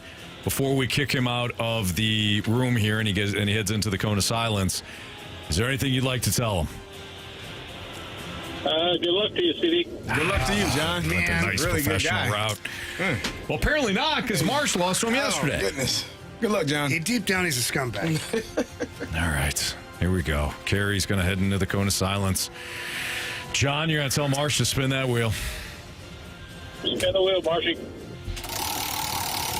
All right, John. What category are you open for? Not hockey again. Okay. Almost was hockey. It just crept over the line. Random for a championship, John. That'll work. Okay. Yeah. Okay. I felt like your best category is random thus far, John. You nailed it the other day. Although all of them could be your best category. I mean, you're here on day 4, so. All right. Oh, man, come on. Oh, John, 4 random questions. I've done so well in this one. All 4 worth 2 points. If you ask for the options, those questions become worth 1 point. Are you ready? Yes, sir. What is the nickname for the athletic teams at the University of Delaware? I believe it's the Blue Hens. Final answer. Okay. Question 2. Can you tell us the fictional metal alloy which bonded with Wolverine's skeleton and claws as part of the Weapon X program? If I hear it, I'll probably know it. Give me the options. All right. Is it adamantium, amalgam, or celestium? Yeah, I won't know it. Give me the last one. Celestium? Yeah. Okay. Question number 3. In 1966, Milton Bradley released a game whose popularity skyrocketed after it was featured on The Tonight Show starring Johnny Carson.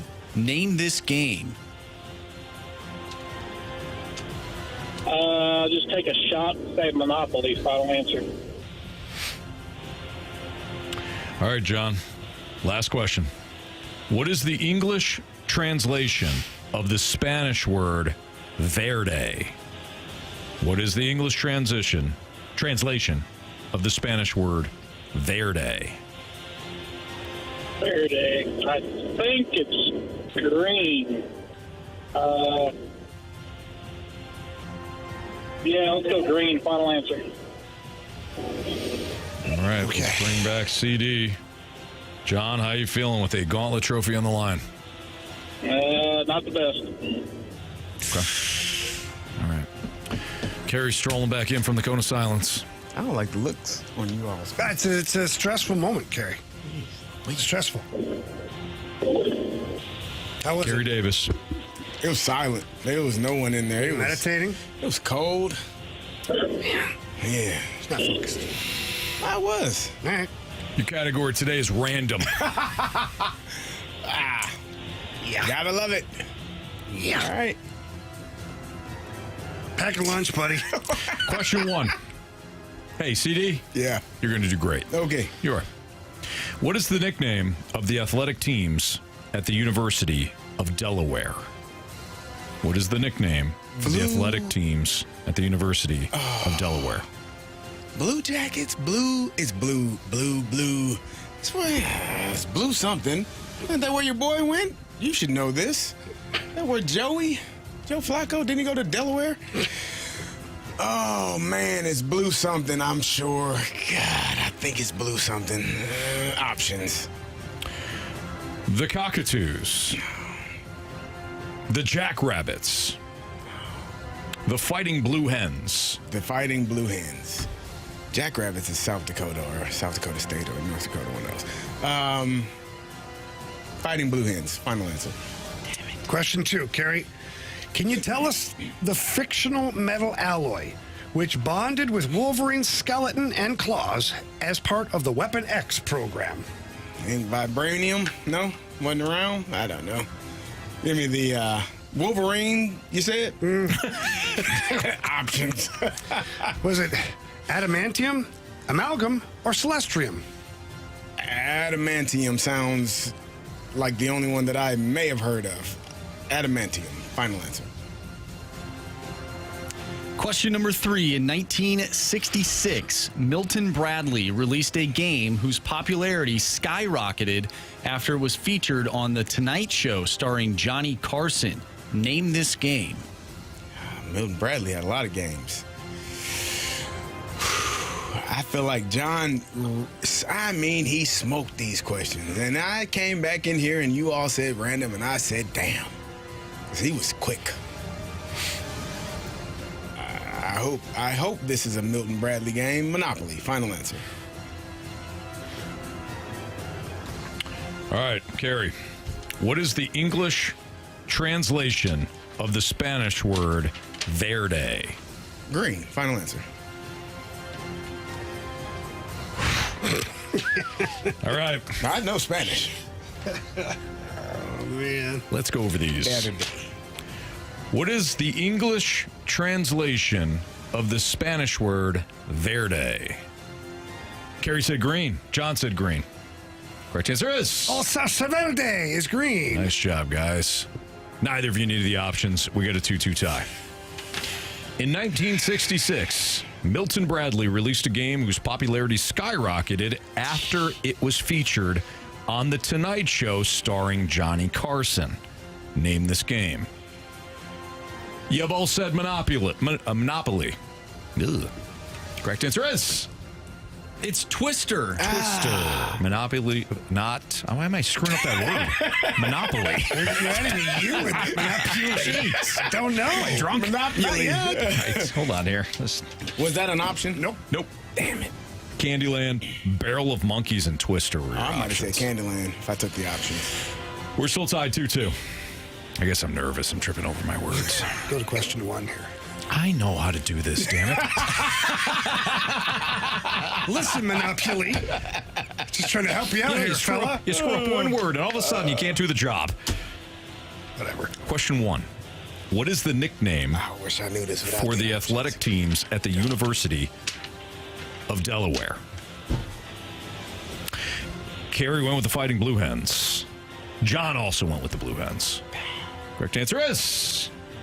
It is the Fighting Blue Hens. John didn't need the options. Or Marsh. Adamantium. Thank you. Excuse me. I'm not worried about Marsh. Adamantium. Thank you. Excuse me. I'm not worried about that one. Monopoly, really, that one. That one I got to check for brain damage. If CD's right, we have a walk-off. If CD's wrong, we're handing out a Gauntlet trophy. John. Walk it off. 4-4 tie. And I got a chance. You needed Verde. Yeah, you did in a big way. I knew Verde. All right. John, you already know how this works. I think this is your third time walking it off. It is. You're going to hold off on your answer. Carey, you're going to write down your answer. Closest to the pin wins today.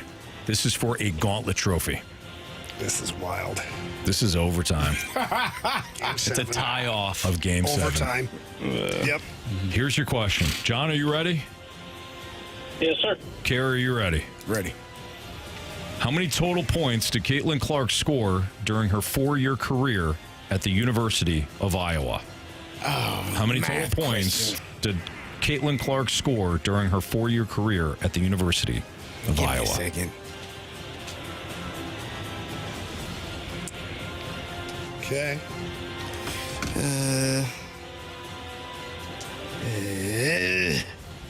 Ooh, that feels like a lot. Let's go 20. I don't know. If you We got it. We got an answer from Carey. Can I see it? Yeah. John, what's your answer? Let's go with 6750. Okay. I don't think we need math on we this. don't. No. We don't. The question was, how many total points did Caitlin Clark score during her 4-year career at the University of Iowa? We just heard John say 6750, so 6,750 points. Carey, you wrote down? 2875. John. You have chosen poorly. Correct answer is 3,951. Oh, man. You had it written closer I did. earlier. I sound like 3,000. I had like 3,600. I'm like, that feels like that's too much. John. I mean, that is as close as anybody has ever gotten, and not winning. I feel bad. I won't ever try to trade you again. I still think your message was sent to the fast lane, and you've become an overnight sensation here in the Snake Pit. So, thank you for playing. I'm sorry this one had to come down to the end like this. Oh, no problem, guys. Good job, John. Sorry, job, John. Take care, John. All right, thanks, guys. Have a good one. You too, buddy. Thank you. Take care. We do have some controversy on the text line. Is it the question one? Yeah. Yeah. What did he say? He said the blue hens. He said the Blue Hens. It wouldn't matter. I let it go. Yeah, that's fine. I knew it was blue Blue something. Hens. I mean, fighting blue I couldn't hens. remember. I like blue. Yeah. Why do you know that? That's your guy. It's a great game. It Carey was. scored 2 goals in the final seconds and then one in overtime. Wow. What does that correlate to? What? I can't be the one. I'm the only one that's going to be hurt around here? Huh? Oh, no, you're fine. Hurt people hurt people. That's true. Yeah. Carey, nice job. Congratulations. Carey. Nice job. Way to save our bacon. Yeah. The villain won today, let's be honest. Like, the villain Fastlane won. Not just you. I mean, it's just everybody. But, Marsh, I also think you foreshadowed this a little bit yesterday. What do you mean?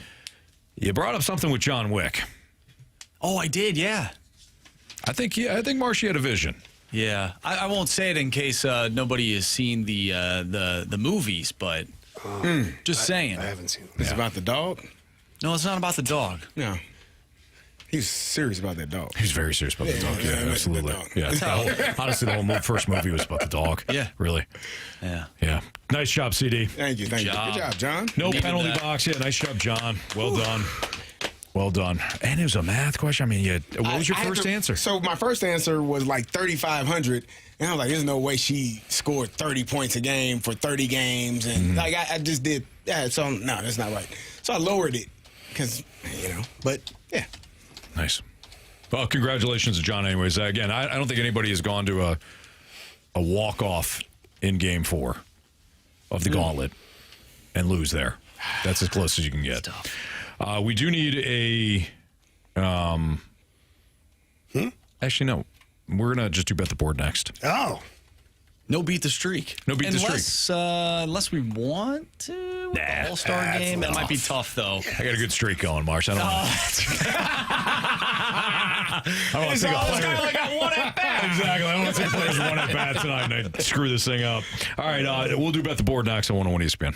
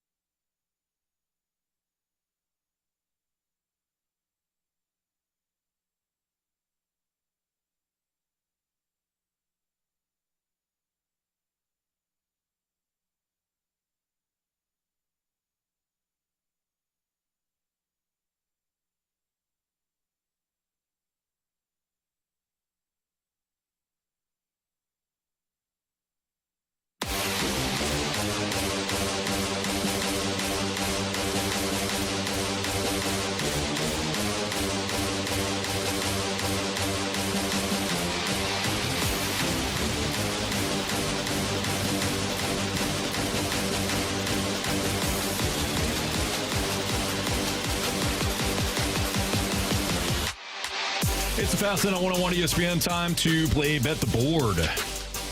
Carey Davis, Jamie Rivers, Anthony Stalter, Andrew Marsh. Marsh, give us those standings, kid. All right, Anthony, you and Jamie picked up a point yesterday. So you two are at 6. Carey is at 5, and I am at 3. What did I have again yesterday? Jazz Chisholm win the home run derby. Oh my God! Hey, He made some solid contact a couple times. He did. He certainly did. Well, 3 times. Yeah, You co-signed that. You said okay. He said Jazz Chisholm. You like, oh yeah, he definitely pick him. Yeah. And you gave me the Rockies on Friday. I didn't. He did. Yeah, you're welcome. They won. And they won. And they won. They got like 15 wins this year. Yeah, 2 of them you picked. You picked. You're the Nostradamus of Nice work. Rockies baseball. This is. Carey Davis. Hey, make sure I get my damn picks in. It was about. Yes. It was. I looked at the clock yesterday. I was like, oh, damn it. And Friday, there was no way. No chance. I was deep by that time. Yeah. It's understandable. Get your picks in when you're off, or you will get fast lane. It's that. And honestly, it's a rule. That's what it's turned into. It really has. Yeah, I know. When I was in Florida, I was sending in those picks. New York, same deal. You missed one day. When I missed one day, I knew I was gonna get fast laned, and it did. You did. And I deserved it. You're right. All right. Okay. Is it you or me? Go for it, Jamie. All right. You're the best. No. Well, Something. not much to pick here, so I'm just going to go with the game itself tonight, the All-Star Game. I'm going to go with the National League, minus 132. Let's look at the rosters. Paul Skeens starting. You got Ohtani. You got some big boppers there. National League, please, on the money line. Thank God you went that route, because you left me a golden ticket. Yeah, good. The Washington Mystics are in L.A. tonight to take on the Sparky Sparks. And I'm going to take the under, which has hit in 8 of the last 10 meetings between these two teams. Give me the under tonight in WNBA play, 165.5. Wow. Yeah. Seeing as how there isn't much to go with, I'm going to go with James Duckworth. What? Versus Adrian Manarino. The owner of the Mighty Ducks? No. Quack, quack, quack. Mr. Ducksworth. Mr. Ducksworth. Or as Jamie likes to say, quack, quack, quack. Mr. Bigglesworth. Mr. Bigglesworth. Yeah, that's right. Who is that, Carey? James Duckworth. Duckies. Like money line? Or like, Yeah, money line. How does that work? It's the money line. That's where we're at. We're betting on tennis. What Is it minus 125? I don't know. Oh, it's just tennis. Two guys playing in the parking lot. Yeah. Tennis. James Duckworth. You'll know about him tomorrow. I don't even know how to find that score. I don't even know how you find that even by accident. Wow. Good luck, Bradford. He'll be in tomorrow. He'll have to figure it out. Tennis. I feel like the American League wins this game all the time. And this is no, like, slight, or not slight, but no spite towards Jamie's pick, but I'm going to go with the American League tonight. Oh, wow. They like win, it feels like they win every year, doesn't it? Absolutely. National Leagues do. Yep. I don't even know who won last year. I don't either. The American League did. Who keeps up? Okay. Jaron Duran, MVP. Duran. You guys hate him. The over-under at 7. The over could have been a good play, too. Last year it was a 5-3 game, so there was 8 runs scored. The 7, though, I feel like there'd be 7 runs scored tonight, and then you'd push. I feel like they know something. Yeah, either way. All right. Let's bet the board here in the Fast Lane on 101 ESPN. Don't forget, tonight we do have the MLB All-Star Game for you. Oh, yeah. 6 o'clock. First pitch is at 7. Not puck drop. No. Marsh tried to do a puck drop for tonight's game. Marsh would love to have a puck drop in every game. I'm just trying to get the NHL here Back quicker, up. you know, And rolling.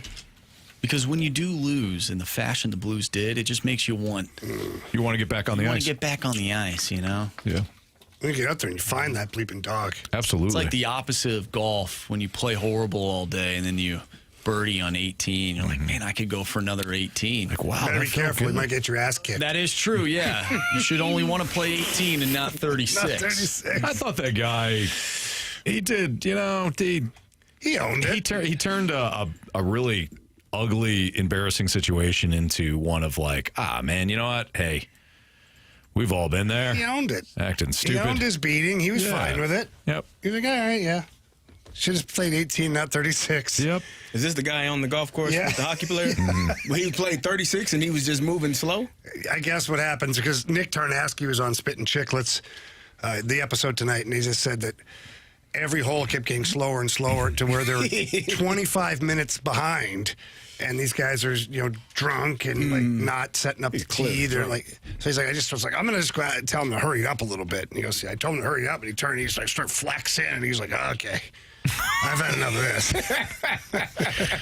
Not great. Then they asked him something. He said, I thought to throw him in the lake would have ended it. You know? He's like, he get back up, kept coming back for more. He had the beer. He did. Just going through his veins. Not a great He choice. had the beer toughness. All right. That was Bet the Board. Marsh has got what's trending next on 101 ESPN.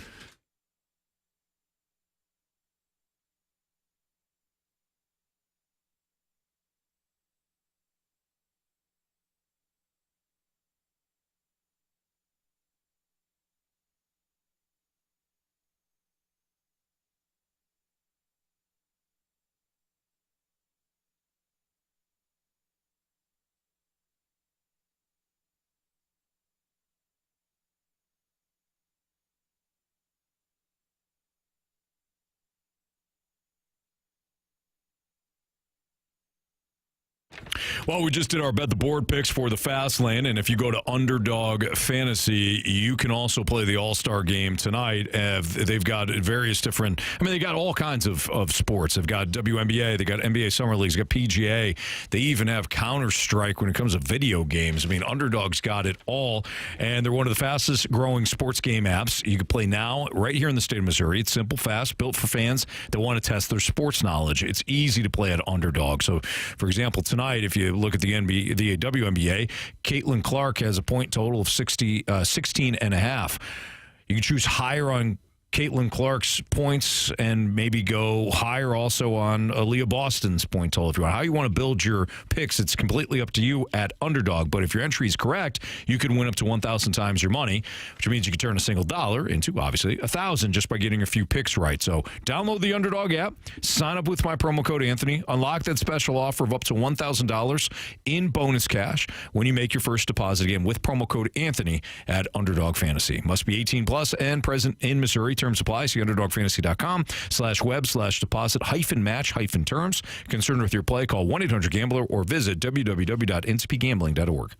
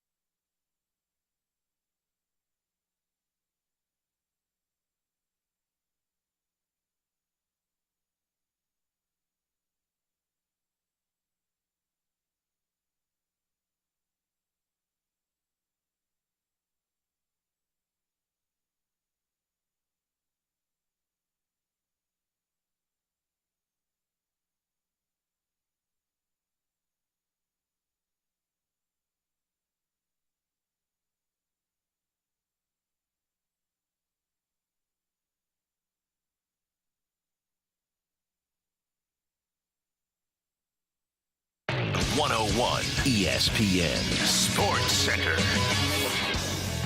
I'm Andrew Marsh. It's time for a Sports Center update driven by Johnny Londoff Chevrolet and Johnny Londoff Autoplex. Tonight, you can listen to Major League Baseball's All-Star Game right here on 101 ESPN. Pregame starts at 6. First pitch is at 7. Tark Skubal will represent the American League. He'll be on the mound going up against Paul Skeens for the National League. Once again, pregame starts at 6. First pitch is at 7. If you missed anything from today's show, make sure you go to 101ESPN.com or check out the free Dobstar and Auto Center's 101 ESPN mobile app. Just head to the podcast page and you'll find all of our shows there. And it's all brought to you by the Schaefer Door Company. We have What's Trending coming up next. I'm Andrew Marsh, and the Sports Center update is driven by Johnny Londoff Chevrolet and Johnny Londoff Autoplex. See them at Londoff.com. Chevy, together we drive. Are you kidding me?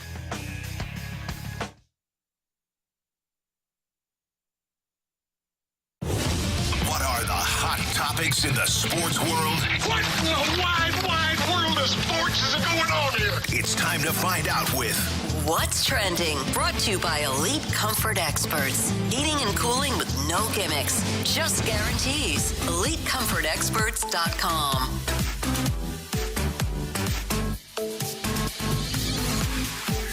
Welcome back to the Fast Lane here on 101 ESPN with Anthony Stalter, Jamie Rivers, and Carey Davis. I'm Andrew Marsh, and it's time for What's Trending. Gentlemen, this was something that broke yesterday that we did not get to, but it has Carey Davis a little fired up. And what is that?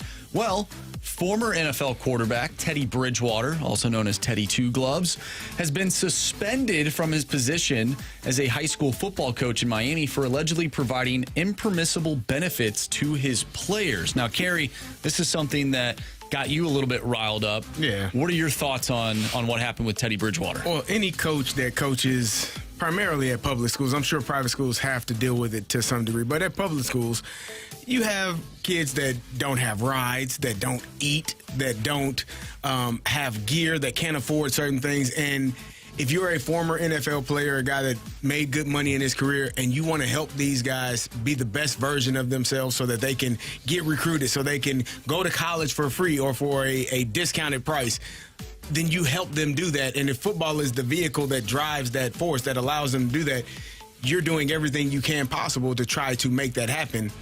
And why the school district or why the school or whoever would decide, well, no, you can't help children, when what the hell are we here for? It's not just about the football.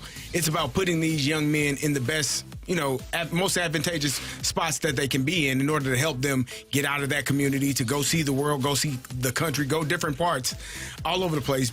And football being the thing that allows them to do that, or just school, whatever the case may be. But you're pouring into young men and trying to get them. Teddy Bridgewater played at that high school. He knows what it's like to grow up in that community and the things that are needed to help those young men be successful. He paid, I think he said $700 in Uber rides. Uber rides, meals, recovery services for his players. He wasn't recruiting these kids. He's helping the kids in his own, at his school. To me, it's ridiculous. And I'm really. So who suspended him? The school? I think the school district. Okay. I don't know if it was the actual school, but maybe the school district, because they have all of these dumbass rules in place. What are they doing, man? I don't know. What are they doing? And me being a former high school coach, like I can tell you, these are things that we do, not just me, not just like our coaches. Sometimes you got to give kids rides home, and you pull up to that house, and it's 4 damn cars in the driveway, and you want to tell the parents, get off your lazy ass and come pick your child up. But you drop them off. Hey, I'll see you tomorrow, because you don't really know what their situation is, what the living situation is. To me, for them to suspend him is absolutely ridiculous. It's unfortunate for the kids. It's unfortunate for all the people involved in Miami Northwest, I think is the school that he's at. It's just ridiculous for them to do that. And this is a man that is trying to pour back into his community, and everybody does it in different ways. He's coaching high school football, and that is the vehicle that allowed him to be what we know, Teddy Two Gloves, to make millions of dollars in the NFL. And it started at that high school. He's trying to provide the same thing for those young men. And how many people, too, are, sorry, Jamie, that are also saying, hey, why doesn't he help? Why doesn't he help our community? And he's trying to do that. And you could see, even though we're not there and we don't know all the details, you can see the outline of what he was trying to do. Yeah. So this goes, for them, for the school district to suspend him, Like, what are you doing, school district? There is honestly, and I can speak to this from experience. When it comes to athletics, sometimes school districts there's a blind spot for them. They don't understand the value of it. They don't understand how important it is. You got to go to school. Yeah, that's part of it. But student athletes are more likely to be on time in school. They're more likely to be present every single day. They're more likely to pay attention. They have to do the schoolwork in order to do the athletic part. And a lot of times the school district, sometimes the principals, the administration don't understand the value of actual sports or extracurricular activities and how it keeps kids engaged in day-to-day life. So for me, it's very disheartening to see that, because that man is doing everything he can, and I'm telling you this from my own experience, like him giving them treatment, helping them with recovery. I had a trainer literally remove the ice tubs from the facility and told me ice doesn't help. Ice tubs don't help. Recovery is that's not going to help them. I asked my AD, I said, hey, man, you know this? I said, you think we got like superhuman athletes? He's like, what do you mean, CD? I said, you know, there's never any kids in the training room? He said, yeah, I have noticed that. I said, why do you think that is? I don't know. I said, because the damn trainer don't help nobody. Like, that's why. He don't do nothing. So for me, it's frustrating to see Teddy Bridgewater go through this, knowing that I dealt with some of the same things. Not to that extent. I didn't pay $14,000, but I did tell a parent, ma'am, I spend more money in gas than I make here coming to coach your child. So I'm not going to argue with you about anything. So this is for me, it hits home, because it's frustrating to see that this man is doing everything he can to help kids, and somebody's saying, nope, don't do it. It makes me angry, because like some of these kids, this football program and that school might be their only vehicle to get to a higher level of learning. Correct. It might be their only vehicle to keep them out of trouble.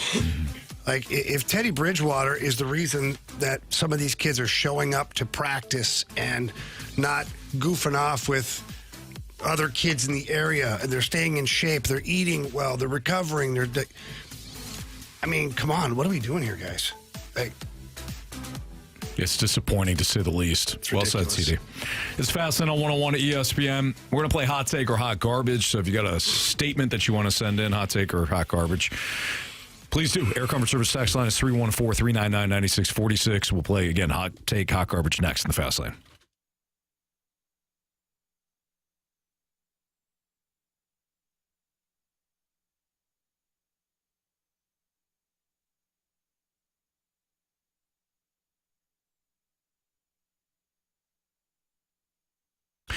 Wiggity's Hot Lot Blowout at Auto Centers Nissan runs throughout July, and it is absolutely as wild as it sounds. I've got over 1,000 vehicles all in one massive location right off I-55 in Herculaneum. So no hunting across different lots, no games, just straight up deals. And right now, 0% APR for 60 months, 0 down, and no payments for 3 months.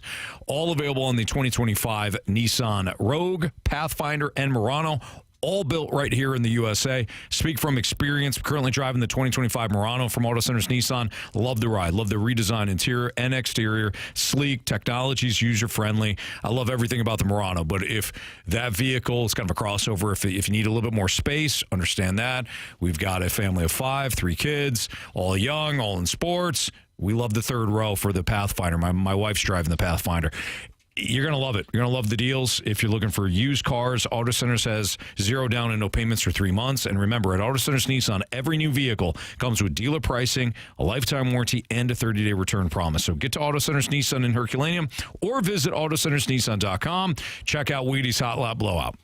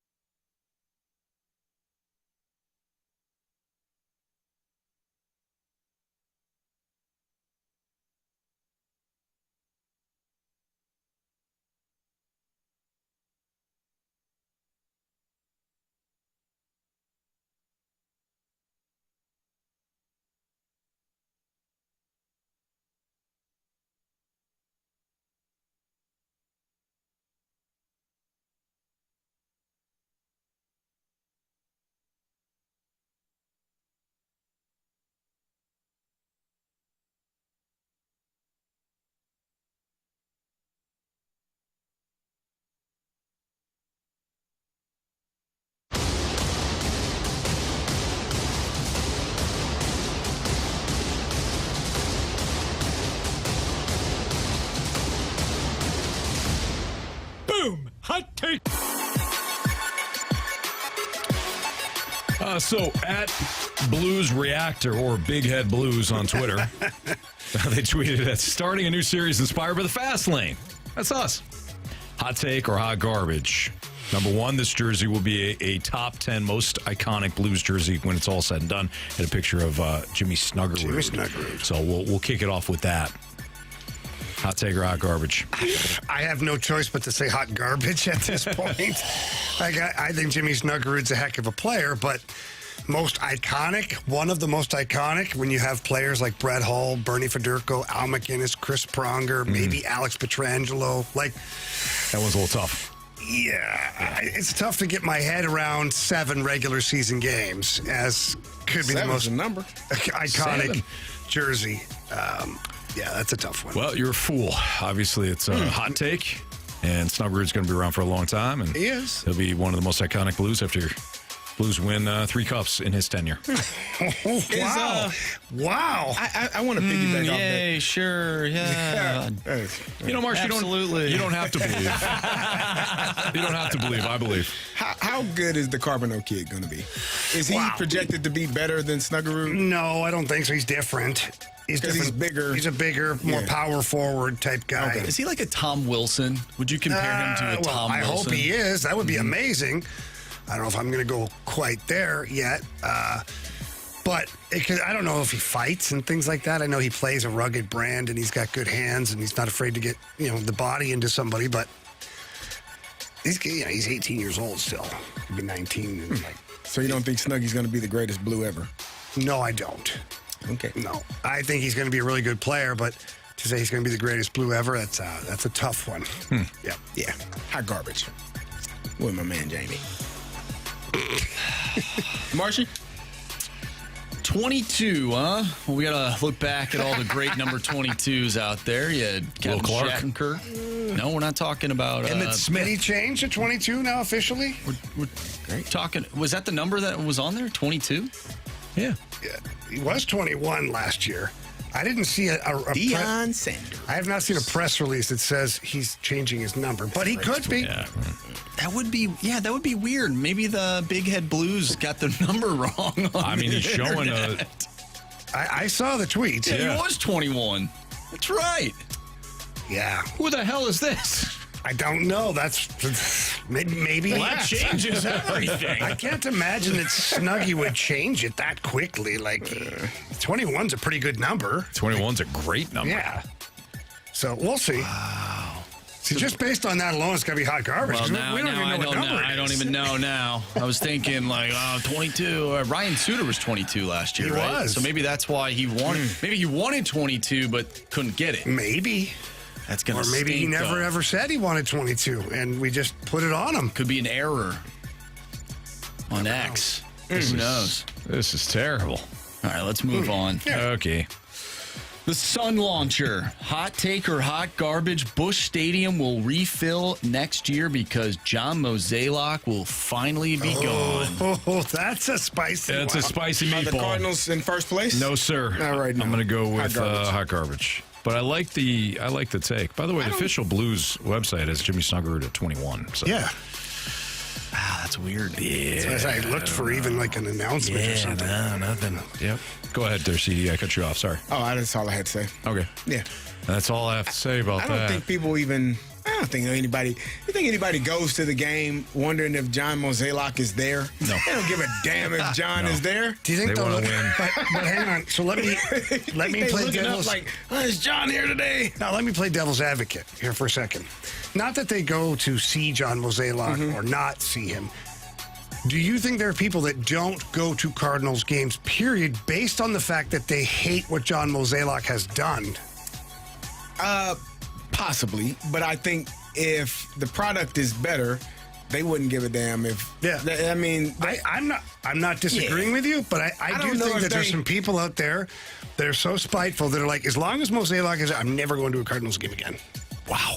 That's intense. now that's some next level spite. I could be we wrong. don't even have here in the That's fast some lane. S-tier hating. I could be wrong. Yes, it is. And there are probably people out there that feel that way. I think it's more of a this is what has come about under Mo's tenure. I don't like the direction of the team. We've all said last year, I know that the word that we all threw around was boring. It was a boring team. It was pretty boring. So I think as a result, people maybe, say, hey, I'm not going down.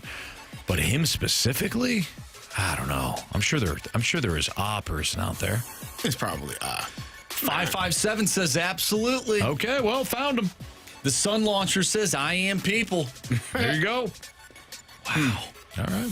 From the 618, hot take or hot garbage, Nolan Gorman is more expendable at this trade deadline due to J.J. Weatherholt tearing it up in the minors. Go ahead, Jim. Call me crazy. crazy. I don't view whether or not Nolan Gorman or Lars Nootbaar or whoever is more expendable based on who could be coming up in the minors. I only view that who's at the major. So, like, Tommy Edman was injured last year, but you knew you had 14, Tommy Edmonds within your organization, right? Like, that's a little different. But I view Gorman's worth on the trade market or Nootbaar's worth on the trade market based on what the return's going to be. So I'm not necessarily even thinking about J.J. Weatherholt. I'm just thinking, am I getting more value than I'm giving up? That's where I'm at. I look at it as if you're really sitting there evaluating the team and you're evaluating Gorman versus Weatherholt, like, you've got it wrong already. They're not the same player. They're not. Weatherholt will never be able to hit the ball like Gorman can, and Gorman will never be able to hit the ball with consistency like Weatherholt has so far. Wow. So it's two different styles of player. Will they, as Gorman played the same position as Weatherholt? Well, yeah, on the field they do, but as far as the offensive side, to me, they're two different players. So I don't view them as in direct competition. Would you trade Gorman? I would. What's the return? What am I getting? Tarek Skubal. You're not. I don't know. You better be careful trading people. You saw what you did with John. Yes, seriously. I didn't trade him. You tried. offered John had to. He had to put his no trade clause in. He did. We did establish that Anthony actually wasn't the one who tried to trade him. It was Ranthony. It was Ranthony. Okay. But does Ranthony have the same DNA? Anthony is responsible for Anthony. No. Is Bruce Banner not responsible for the Hulk? No. If we He actually is. Well, if we get a little actually, swab, a DNA swab, Anthony, I have a feeling that Ranthony and Anthony are the same. They are the Bruce same. Banner and the Hulk are actually, they're one now. And maybe it's the same thing for Anthony. No, that's not true. And you know it, Marsh. Yeah. You're scared. Bruce tries not to become the Hulk because he knows he's responsible for all of that devastation that comes with he always rips his jeans. He rips his pants apart. It's terrible. He's Smart Hulk.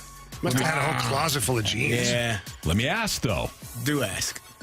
After the Hulk goes back to Bruce Banner, does Bruce Banner have any idea of what the Hulk did? No, but he doesn't No. matter. He has to play Still catch up. did it. He's there. He's naked. He has no idea where he's at. He's got to find the. Is that what you were doing in the office? I told you to stay the hell out of there. Okay. He has no idea. That's what happened to me. Yeah. I didn't know until well after that that Ranthony had tried to trade John Scores for pitching. It happens. By the way, a little update. The photo on that tweet about Jimmy Snuggerud, that was his draft picture. He was drafted in 2022. Son of a bee. But That makes a lot of sense. There's a lot of confusion there, though. That makes more sense. So, way more sense. Thank you, Marsh, for clarifying. And anybody that texted in, we appreciate you. Yeah, the text line helped us out there. Good. All right, you got any more there, hot takers? Yes. Let's see here. The 636 hot take or hot garbage. The Cardinals will trade for an expiring contract bat rather than pitching at the deadline. That's hot garbage. That's hot garbage. Why would they do that? Because Harrison Bader exists. Oh, Is he expiring contract? Yep. Is that a bat, though? Really? Yep. That's He has a Technically. bat. Yeah, I mean, but He has a bat when he goes up to bat. So, yeah. he does. Probably needs that. Expiring contract, former Cardinal, not going to make a damn bit of difference. Yes, he's the perfect trade acquisition for Mo. I can't get behind that. I just can't. You don't think Mo will do it? I do. That's why. Thank you, Jamie. That's why I'm not saying more than I already have. Your Honor, I rest my case. Honor. From the 618, hate to be that guy, but actually, while at the beginning, Hulk and Bruce were two different people. They start to understand each other, and he does start to remember. Yeah, but at the beginning, I said at the beginning. Are we at the No, but beginning Ranthony's of been Anthony around and for a Ranthony? while Yeah, now. I think Ranthony has been around. We're like for a minute. we're pretty far into Ranthony. Yeah. I don't know if we're far enough into Anthony. I think we got to go Look, dig the deeper. bottom line is I don't remember. I don't remember trading John, okay? I'm just dealing with the aftermath, just like all of you. And Carey, nice job today. Now, Thank you. a better superhero you could compare yourself to is Moon Knight. He doesn't remember anything. Moon Knight. He's got like huh? 3 different Moon Knight? personalities. Yeah, If who I the hell don't is know Moon Knight? who Moon Knight is, how is he a superhero? Right. Come on, you don't know Moon Knight? I He's don't know Moon who Knight. Moon Knight He's is actually either. sick. Is he like a St. Louis star? One of those deals? Yeah. He's a minor league superhero. He is, yeah, he is, but he's cool though. He's super cool. He's like the Batman of Marvel, kind of. He's like the Aldi's brand. No, he's cool. No offense, to Aldi's. He's cool. Of course, I love their food. He's played by Oscar Isaac, if you know who that guy is. Oscar Isaac. Yeah. No. Look him up. You know who he is. What else has he been in? Nothing. Oh, he's been in a lot of things. He was in Star Wars. Never saw it. Is he Jar Jar Binks? He's in Ex Machina. You've Never seen heard that? of that. Yep. This is You guys need to start watching This more is stuff. terrible. Okay. All right. You've Moving on. seen him. He's in X-Men, Oh. Apocalypse. You're just lying now. I'm not lying. He's a real guy. He's like What's a he- big-time actor. What is he, Moonlight? Graham. Cunningham? He's Moonlight Graham. You know, to come to think of it, I do remember him. He was a hero. Moonlight Graham. Moonlight Graham was a hero. Moonlight Cunningham? He saved that Richie little girl. Cunningham. He risked his life, literally. Oh, he just man. saved that girl. It's absolutely a superhero. Oh, my God. Now it's all making sense. Yep. All right. Biggest question of the day. How do the Cardinals find their next home run derby contestant? Maybe Moonlight Graham's got some ideas. That's next. I want to ESPN.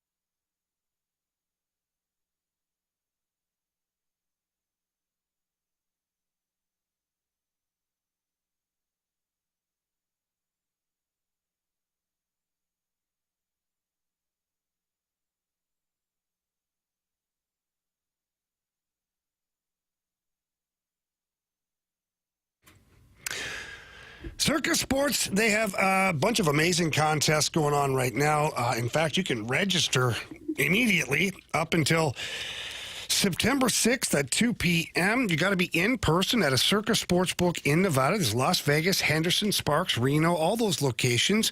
And what you're registering for is the Circa Million and Circa Survivor.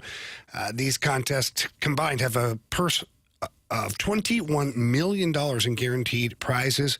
And if the money goes above, the entries go above the guarantee, all that extra money is going to go right back into the prize pool. And once you've registered, you're good to go. All you have to do, download the Circus Sports Illinois app, and you can manage all of your contests, anything else you want from the app right there in the palm of your hand. The app has great lines on futures, tight money line splits, and the best odds of any app that is out there, which means bigger payouts for you. And it's got high betting limits. And again, it's user-friendly. A lot of fun to jump onto the app every single day and see what's going on. So please download the app, get in on the action, bet like a pro with your Circus Sports Illinois app today, and don't miss out on all the fun. If you or someone you know may have a problem with gambling, call 1-800-GAMBLER or text ILGAMB to 833-234.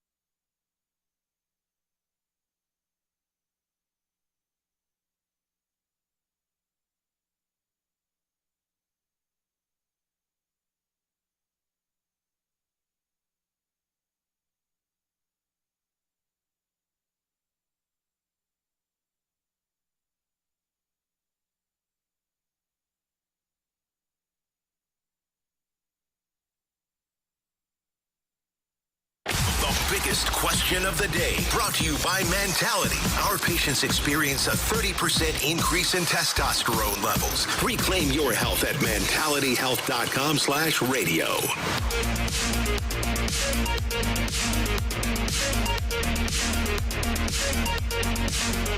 5:04, your time check brought to you by Clarkson Jewelers, an officially licensed Rolex jeweler with Carey Davis and Jamie Rivers. I'm Anthony Stalter, and Marsh has our biggest question of the day. Yes, Anthony, you teased it heading into the break. How do the Cardinals find their next home run derby contestant? And what do we mean by that? Well, you saw Junior Caminero yesterday. He was pretty entertaining. Went to the final, lost to Cal Raleigh. You saw O'Neal Cruz hit a ball 500 plus feet. That good? That was aggressive. That was pretty entertaining. So how do the Cardinals find that big bat?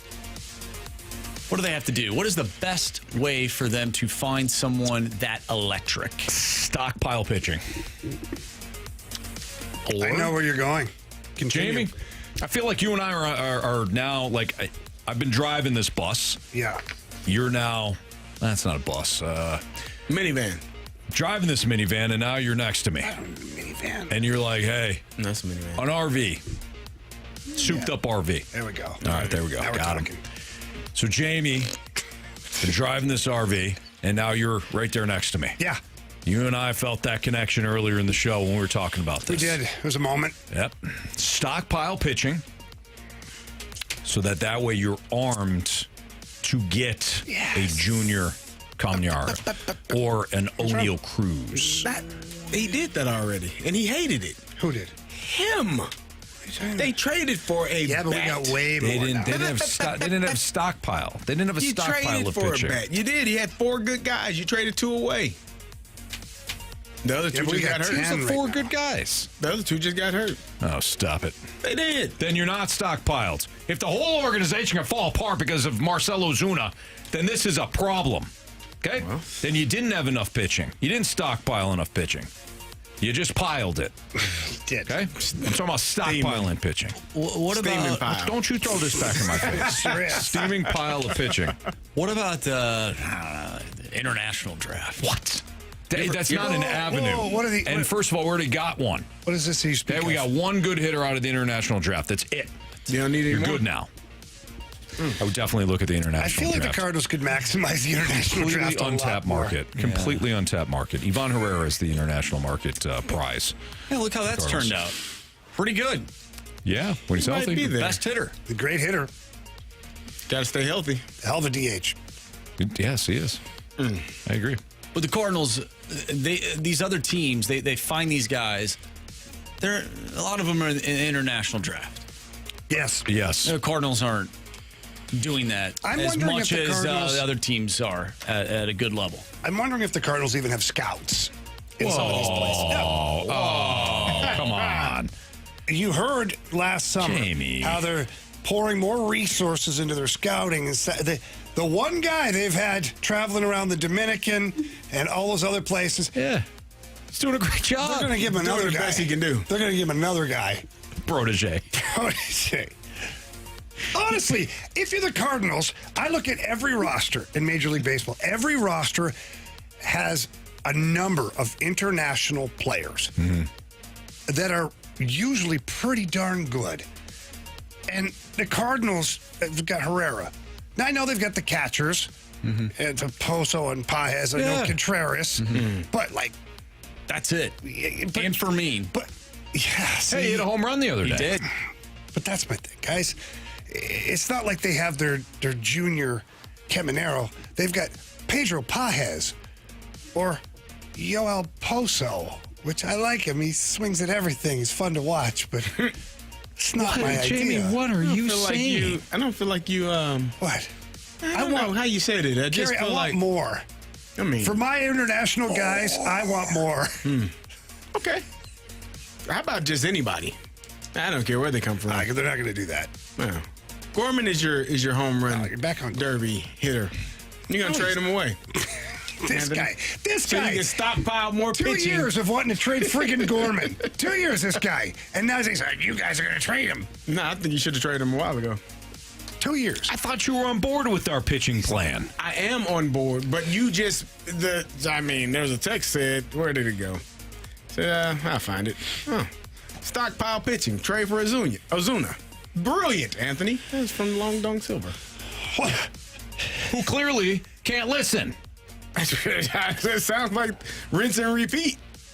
What you just said. You didn't stockpile pitching. Clearly. Yeah, how many pitchers do you need? You can only pitch 5, Anthony. Hey. You had 4. You traded away 2 for a guy and what happened? that hits the cover off the ball. And what happened? He didn't hit. So clearly you didn't stockpile pitching, did you? Well, you didn't give him enough time, Anthony. He started hitting when he left. Who? He was hitting before and hitting again when he left. Marcel. Yeah, he's hitting just fine the last couple of years. You know why we got rid of him? What'd we do to him? Jeff Albert. That's what we did to him. Okay. Should have kept him. One trade sunk everything. Clearly you didn't stockpile pitching. Not enough. No, you're right, Anthony. Carey's wrong on this one. All right. And so is Long Dong Silver there. Who? Long Dong Silver. Yeah.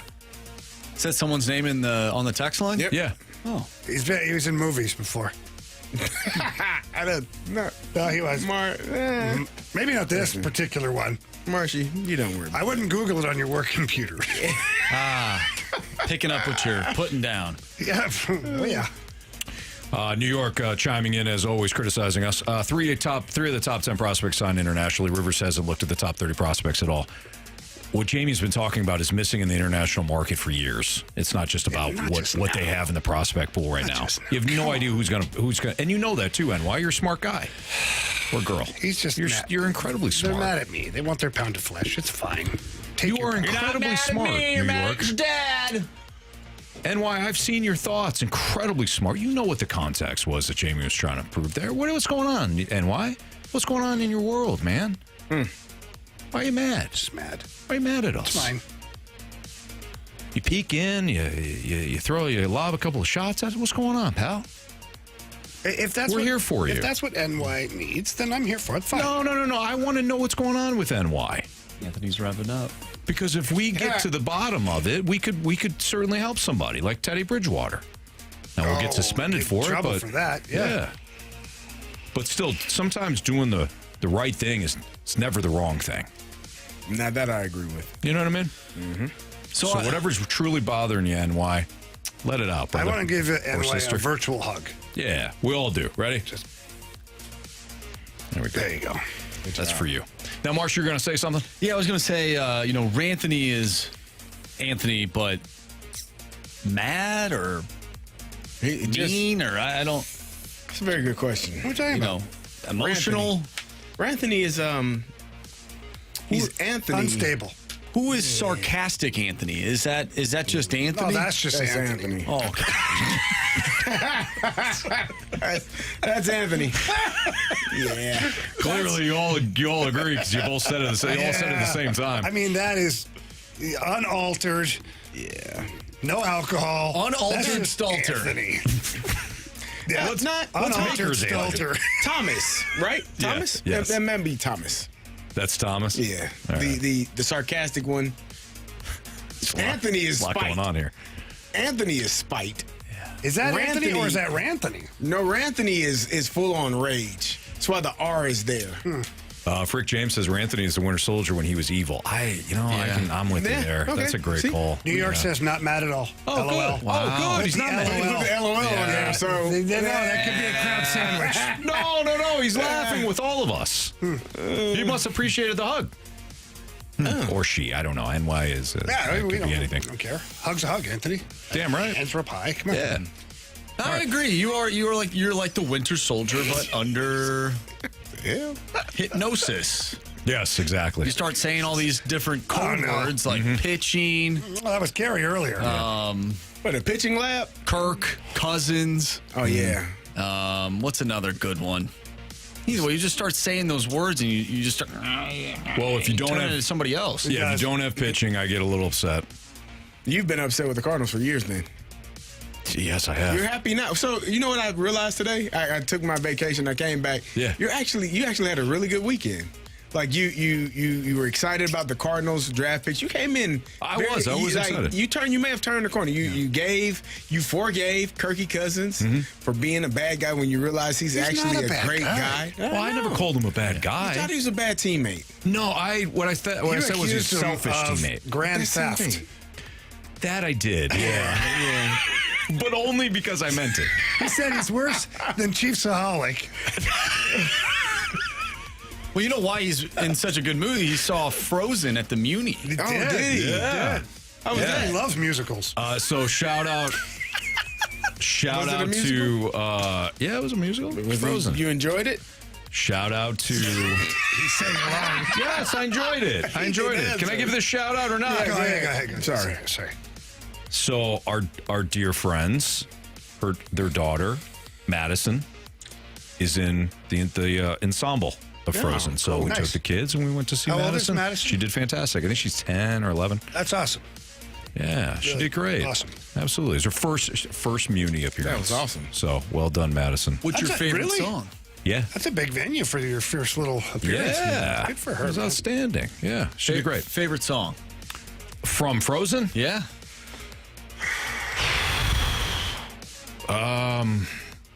Gotta be Let It Go. Gotta be Let It Go. Yeah, that's Let great It Go. Ashley loves when she'll be saying something, just kind of nipping at my heels, I call it, around the house.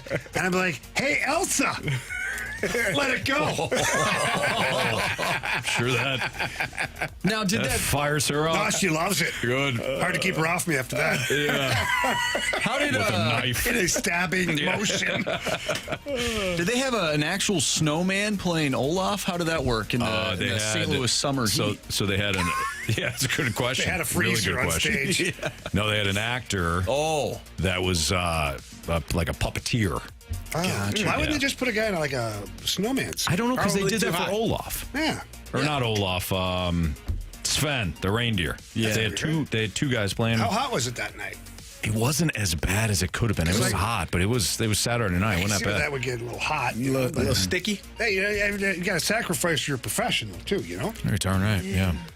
Yeah, water boy. Probably a little kid that goes in there. Never mind. You don't want to pass out. A little kid in the suit. Bad idea. Puppeteer it is. Oh, no. It happened again. Yeah, he's fine. Last time we just had an ice towel. He'll be fine. Sammy, get up. Well, I have to change the script somehow. Yeah. We're going to make it slightly The different. alternate ending. Yeah. Slightly new Wicked. Terrible. But for Frozen. Yep. Oh, my God. Anyways. So, yeah, the Cardinals, who do a good job right now of international free agents, they could always add more. Oh, yeah. Within their budget, of course. Oh, boy. Yeah. Hope we answered that question for you. What are you hoping to see out of tonight's MLB All-Star Game, if you care? That's next on 101 ESPN.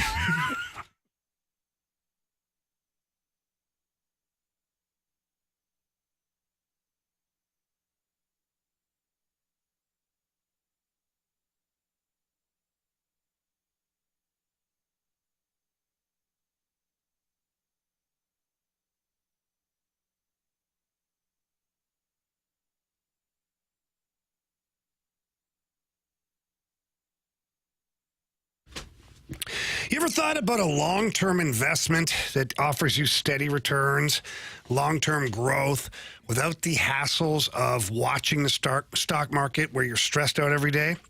Well, let me introduce you to farmland. That's right, farmland. People like Warren Buffett and Bill Gates, they invest in U.S. farmland. And the reason, of course, we just talked about it. Steady returns, long-term growth, and real stability without the stresses of that stock market watching every single day. For 14 years, my friends over at AgVest, they've helped leading financial institutions manage over $900 million in farmland deals, and they are licensed in 10 states. Also, if you own farmland, AgVest can help maximize its value with a full-service management from sourcing and diligence to rent and tenant selection. It's an outside-of-the-box thought, so please think about farmland, and please give my guy Chris Bronner a call over at AgVest. He is the founder. His number, 618-520-7022. Again, that's 618-520-7022, or you can always visit agvestadvisors.com. Remember to buy land. They're not making it anymore.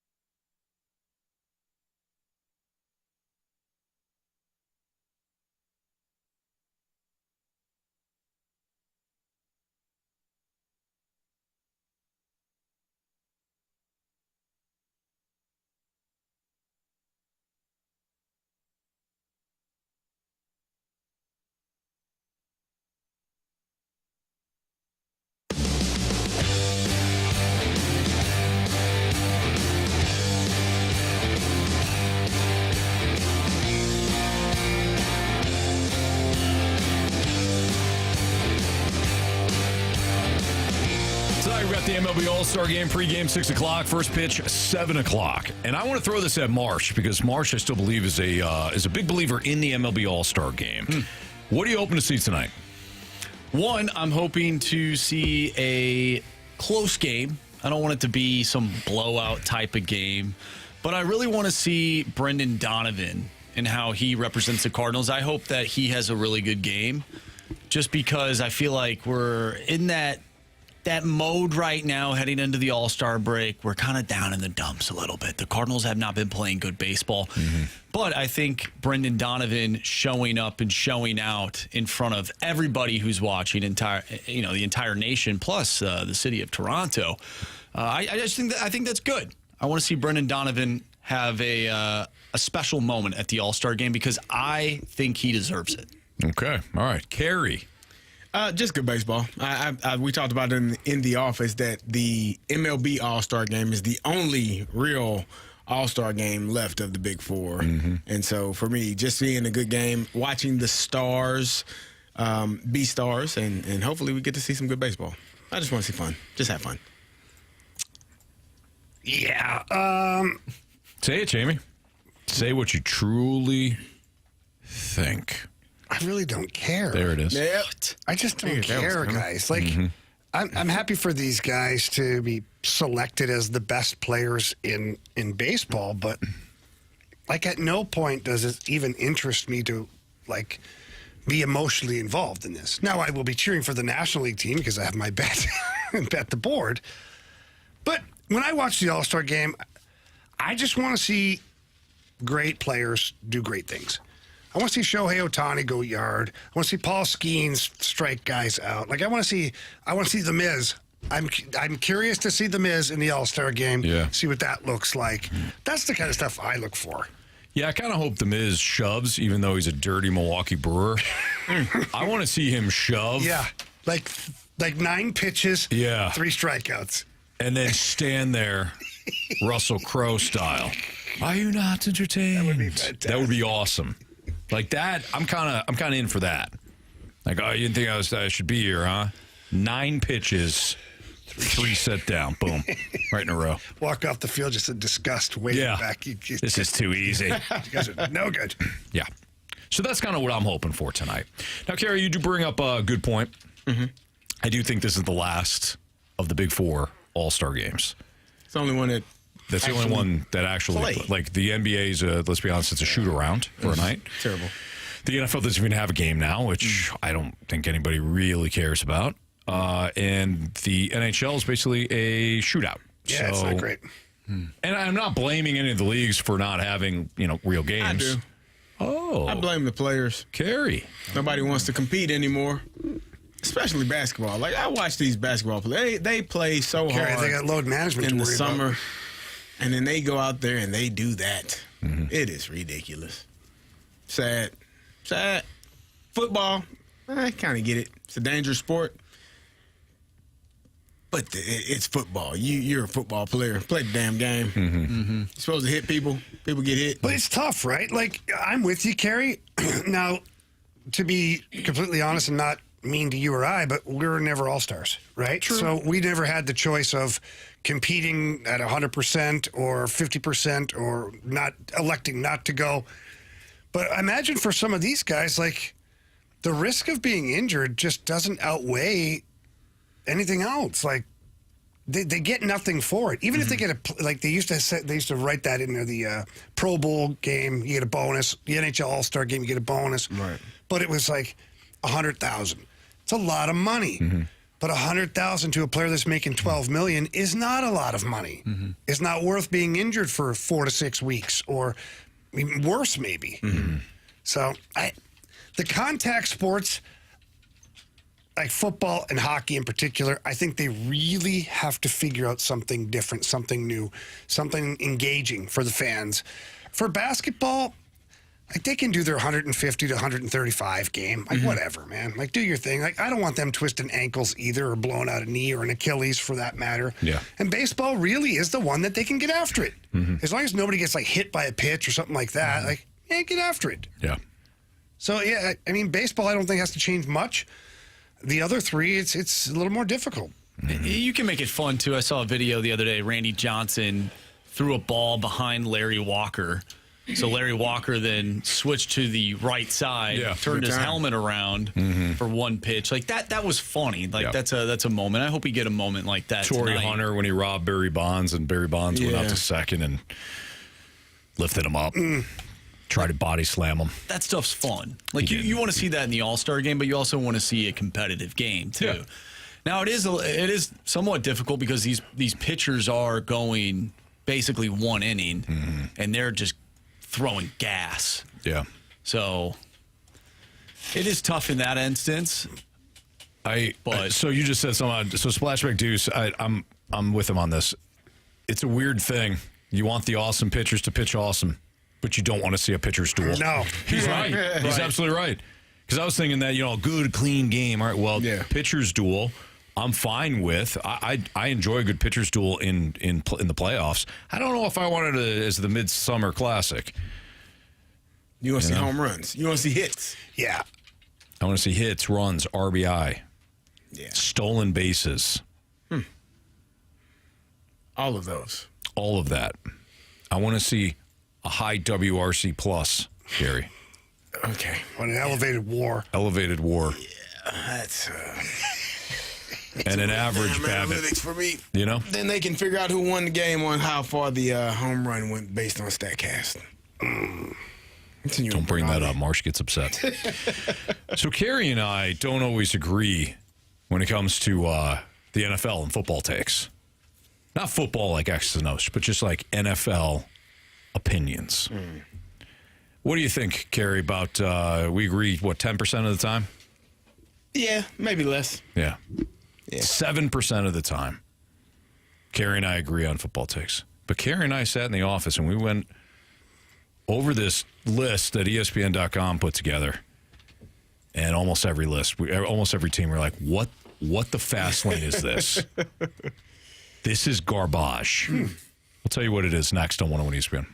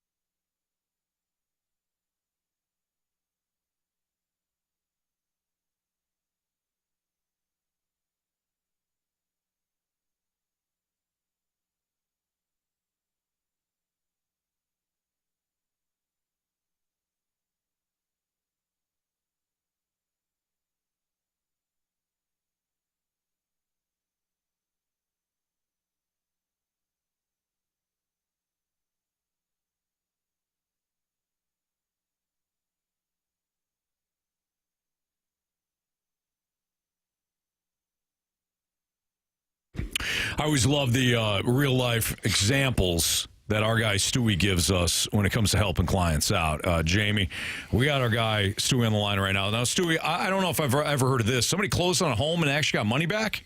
Can you believe it, Anthony? Yes, they did. They went and they built a brand new home. When they went to contract about 6 months ago, they had to give the seller $10,000 or the builder $10,000 as a down payment. Well, with the bagel loan, there's no closing costs. So at the end of the day, doing 100% financing for veterans, no down payment at all, they got that money back. It was great. They were like astonished. I got all this extra cash. We can do extra stuff to the house that the builder didn't do. All great things happen. No closing costs with the bagel loan. And they even compared us with 5 other lenders. We were at 0.5% to 3/8 better across the board. No closing costs. Best deal in town. And we got it done in 2 weeks. No better feeling than that. No. You're closing on a massive purchase. You already think, I'm 10,000 into this thing. Then Stewie says, no, hang on. I got you. 10,000 back into your pocket. Love it. If you want that kind of service, and you hear Stewie talking about, going through the process with all of these customers or these clients, you got to give him a call, though. His personal cell phone number is 314-324-4440. Again, that number is 314-324-4440. Yeah, give him a call, shoot him a text. Whatever you do, don't pass up the opportunity to talk to our guy, Stewie. And if you can't remember that number, Anthony, what can they do? Well, you can always Google the bagel loan. Thanks, Stewie. Have a great night, guys. NMLS number 226715.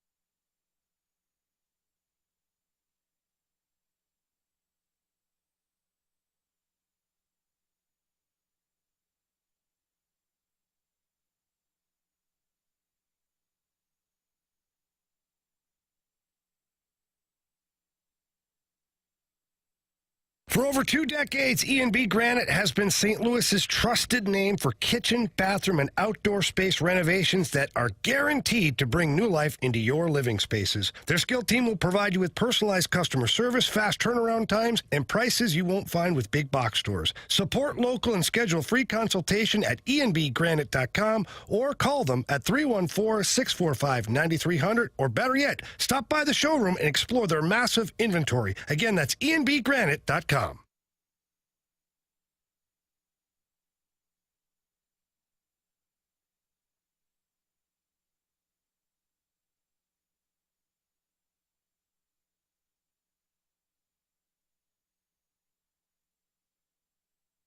Straight Talk might not be on your shopping list, but it should be.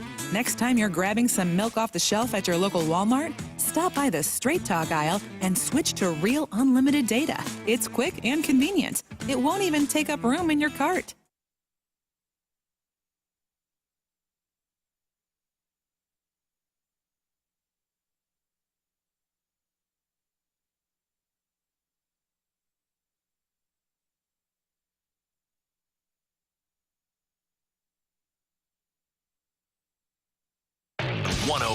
ESPN Sports Center. I'm Andrew Marsh. It's time for a Sports Center update brought to you by Saliga Heating and Cooling. We just got done talking about Major League Baseball's All-Star Game. You can listen to that one tonight right here on 101 ESPN. Pregame starts at 6. First pitch is at 7. Tark Skubal will be on the mound for the American League. Paul Skeens gets the start for the National League. If you missed anything from today's show, make sure you go to 101ESPN.com or check out the free Dobbs Tire and Auto Center's 101 ESPN mobile app. Just head to the podcast page and you'll find all of our shows there. And it's all brought to you by the Schaefer Door Company. I'm Andrew Marsh, and the Sports Center update is brought to you by Saliga Heating and Cooling, a Daikin heating and air conditioning dealer.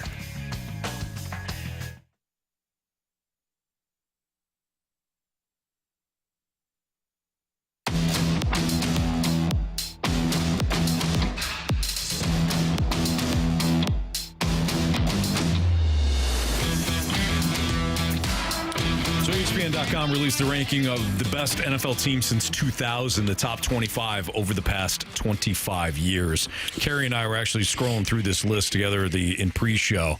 And, right away, we knew that Carey was not going to be thrilled with the fact that the team that he won a Super Bowl with, the 2006 Pittsburgh Steelers, they were 21st on this list. Yeah. 21st.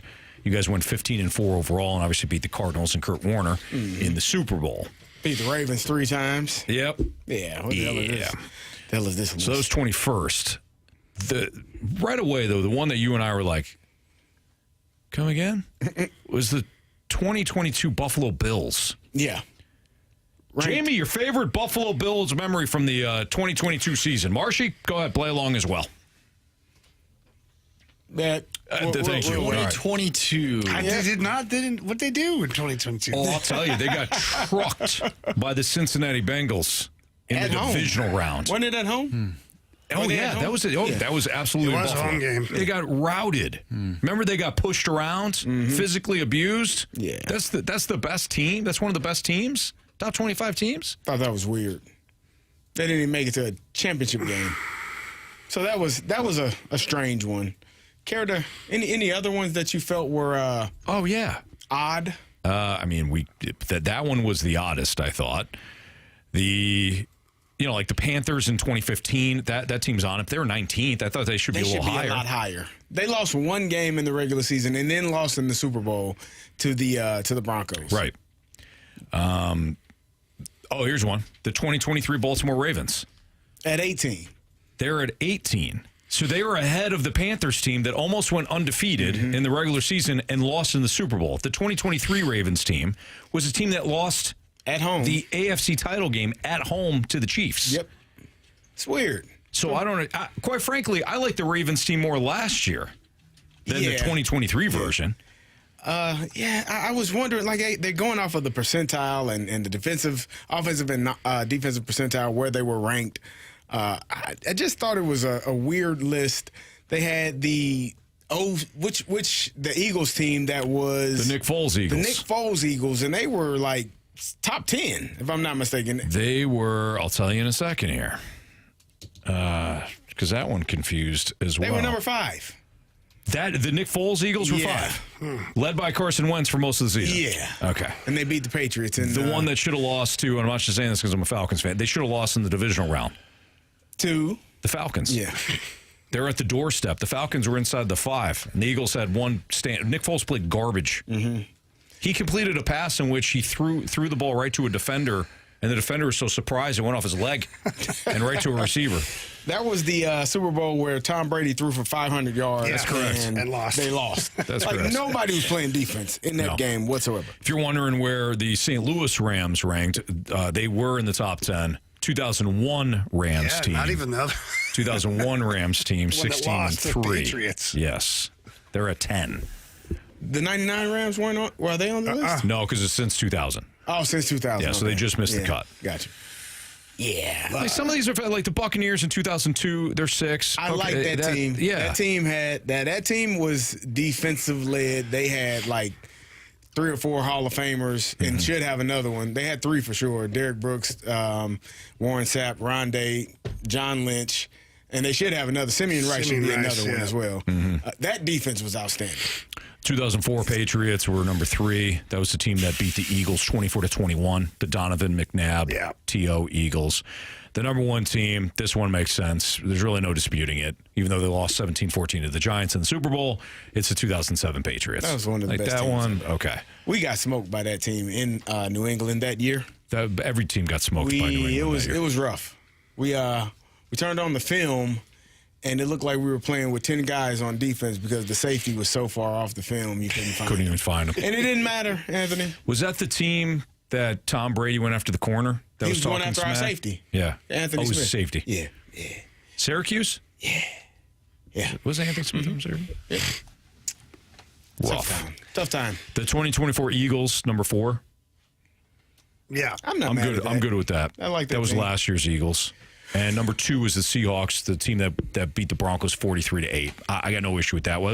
That was Earl Thomas, Cam Chancellor, KJ Wright, Bruce Irvin, Bobby Ingram. Obviously on the other side, or Bobby Wagner, excuse me. Russell Wilson, obviously, was a quarterback for that team. I got no issue with that team either. That team was dominant. And they were fun. Like Richard Sherman.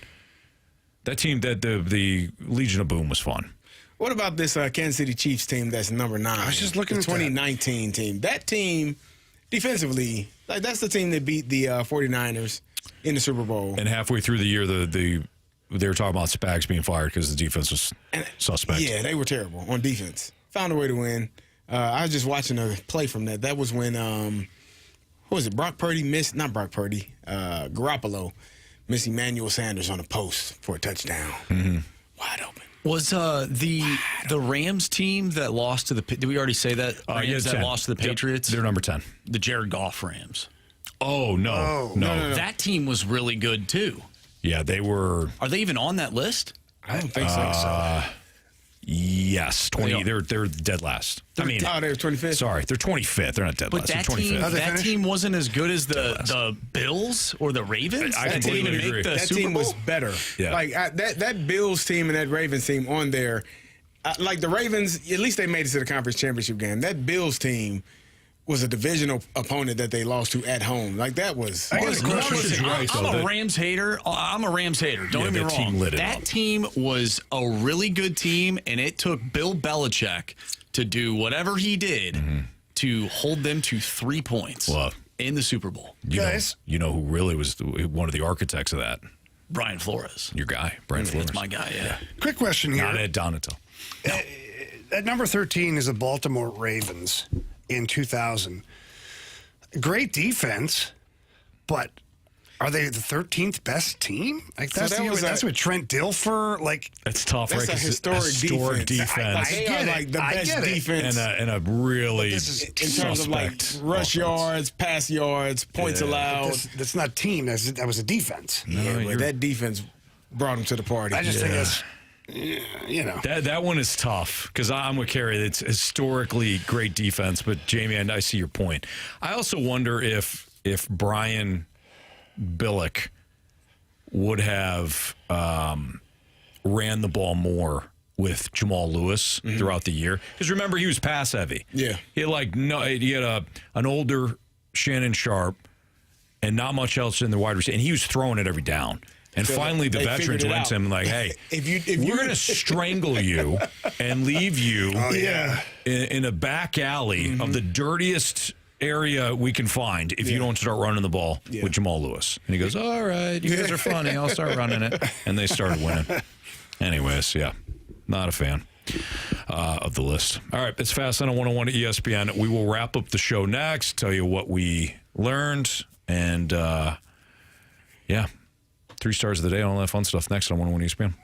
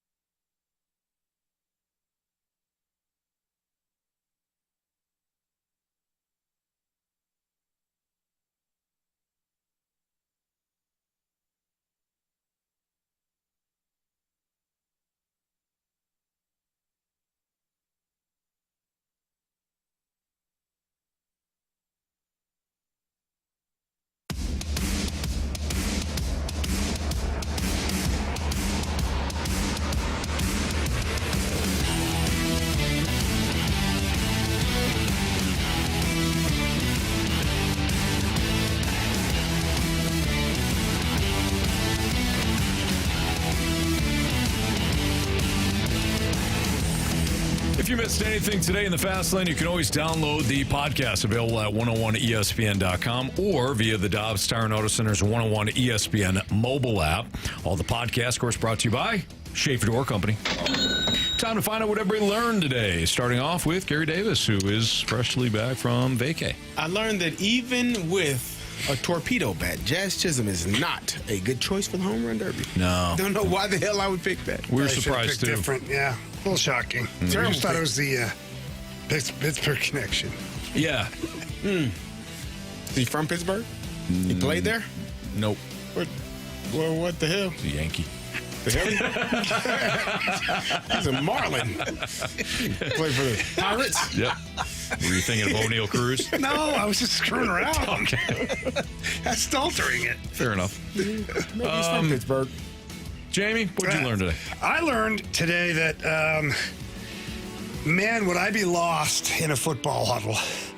Oh, yeah. Calling out plays. I mean, I've learned how to talk Russian while living in Russia, and I think I have a better chance of continuing down that path than to decipher what the hell Carey spit out earlier. Yeah. So, yeah. Scatter to west, right, F left, 382, Y stick, X looky, Z spot. What? Yep. Cam Scattaboo. That's all he got. What was your play calls in high school then? We had number system, so it would be like 838, which would be 800 is the formation, 38 is a toss to the three back. Okay. So it was numbers. Gotcha. That seems so much easier. 855 would be like the formation, 800, 2x2. 55 is the protection, then we would call curl trail, which would be the route concept. Got it. But it all is the same. It's all the same plays, man. Yeah. None of the plays are different. You might get a few new add-ons here and there, but the plays are all the same. It's just how you call them. If you can figure it out, man, tip of the cap to you. There you go. Damn it, it's hard. Marsh, what'd you learn? I learned that Milton Bradley is not only a baseball player or former baseball player, but he actually made games too. Different Milton. Different one. Yeah. Not related or the same person at all. We don't know that for sure. Don't know that they're not related. No, we know. We don't know if they're related or not. I think we do. Nah, we're not sure. You just never know, Anthony. Well, what I learned was all of you guys think the real me is sarcastic. Like, just sarcastic. The real Anthony is sarcastic. I didn't know. Wow. You guys confirmed it. That's not a bad thing, though. In unison. You guys are all like, no, that's the real Anthony. Why does that have Marsh to was be a asking- bad thing? No, I'm not saying. I just said this is Why what I are you being learned. negative now? This is what I learned. And we love you, Anthony. Hey, thanks, Gary. Appreciate you. We didn't say it back. I do love you. See how you got on us when we didn't say it back? Told you don't speak for the group. I'm sorry. Marsh, what do you got? Gator from the you, man. Snake Pit And says, you. great show today, fellas. Other than the Gauntlet, must have been rooting for John. Yeah, I guess so. Marshy looking sharp today with the new cut, man. Thank you. Welcome back, CD. Jamie and Anthony, you guys rock too. Gator, thank you as thank you, always, Gator. my friends. Gator? You do this one Very for Gator? kind. Yeah. Yes, Gator. Nice. Oh, Chomp, I didn't chomp. see us. Yeah. I wasn't looking. That's I was okay. looking at Eric Crouch. Heisman Trophy winner. Nebraska. Yeah. Come on. Look at those helmets. They're just stupid. What are you doing? Yeah, and Are you trying? Like, come on. Thank you. What's the team from the World Baseball Classic? Great Britain. Great Britain. That's the Great Britain uniform in college football. Nebraska. You can't make us a uniform. All right. Team name's Nebraska. I'll just put an N on it with a line. Genius. That's all you need. Not even trying. It's time for the Fast Lane's 3 Stars of the Day. Presented by Circus Sports Illinois. Sports betting the way it should be. Guys, I feel like we were crapping on this team all day, so I'm going to give them a star. That goes out to the Buffalo Bills. Yeah. Second star of the day, Moonlight Graham. Moonlight Graham. Moonlight Cunningham. Yes. And our first star of the day, of course, goes to Ranthony. Yeah. I don't think it should go to Ranthony. No, yeah, he Which deserves one it. it is we're giving it to, but we'll give it to Ranthony. I think it should go to CD for saving us today. Yeah. He did his job. Did my job. But What the hell? He did his job. But we didn't. Give him a gold star for doing what he's supposed to do? Yeah, because he stepped up. We needed a clutch hit, and he delivered. Nice work there, CD. Thank you. Appreciate it. And for the first time, we weren't the ones that overshot on a tiebreaker question. John had his Yager moment there. He did. He had his Yager, yep. I felt bad for John. Yeah. I didn't. Not me. At all. Wow. What? I want to win. I don't know about you. You guys thought I was ruthless for trading the guy. Look at you two. All right, that'll do it for us. You created this man. This is your fault. And we'll be All-Star Game pregame coming up now. We'll get the game for you later. Andrew Marsh for Carey Davis and Jamie Rivers. I'm Anthony Stalter. See you.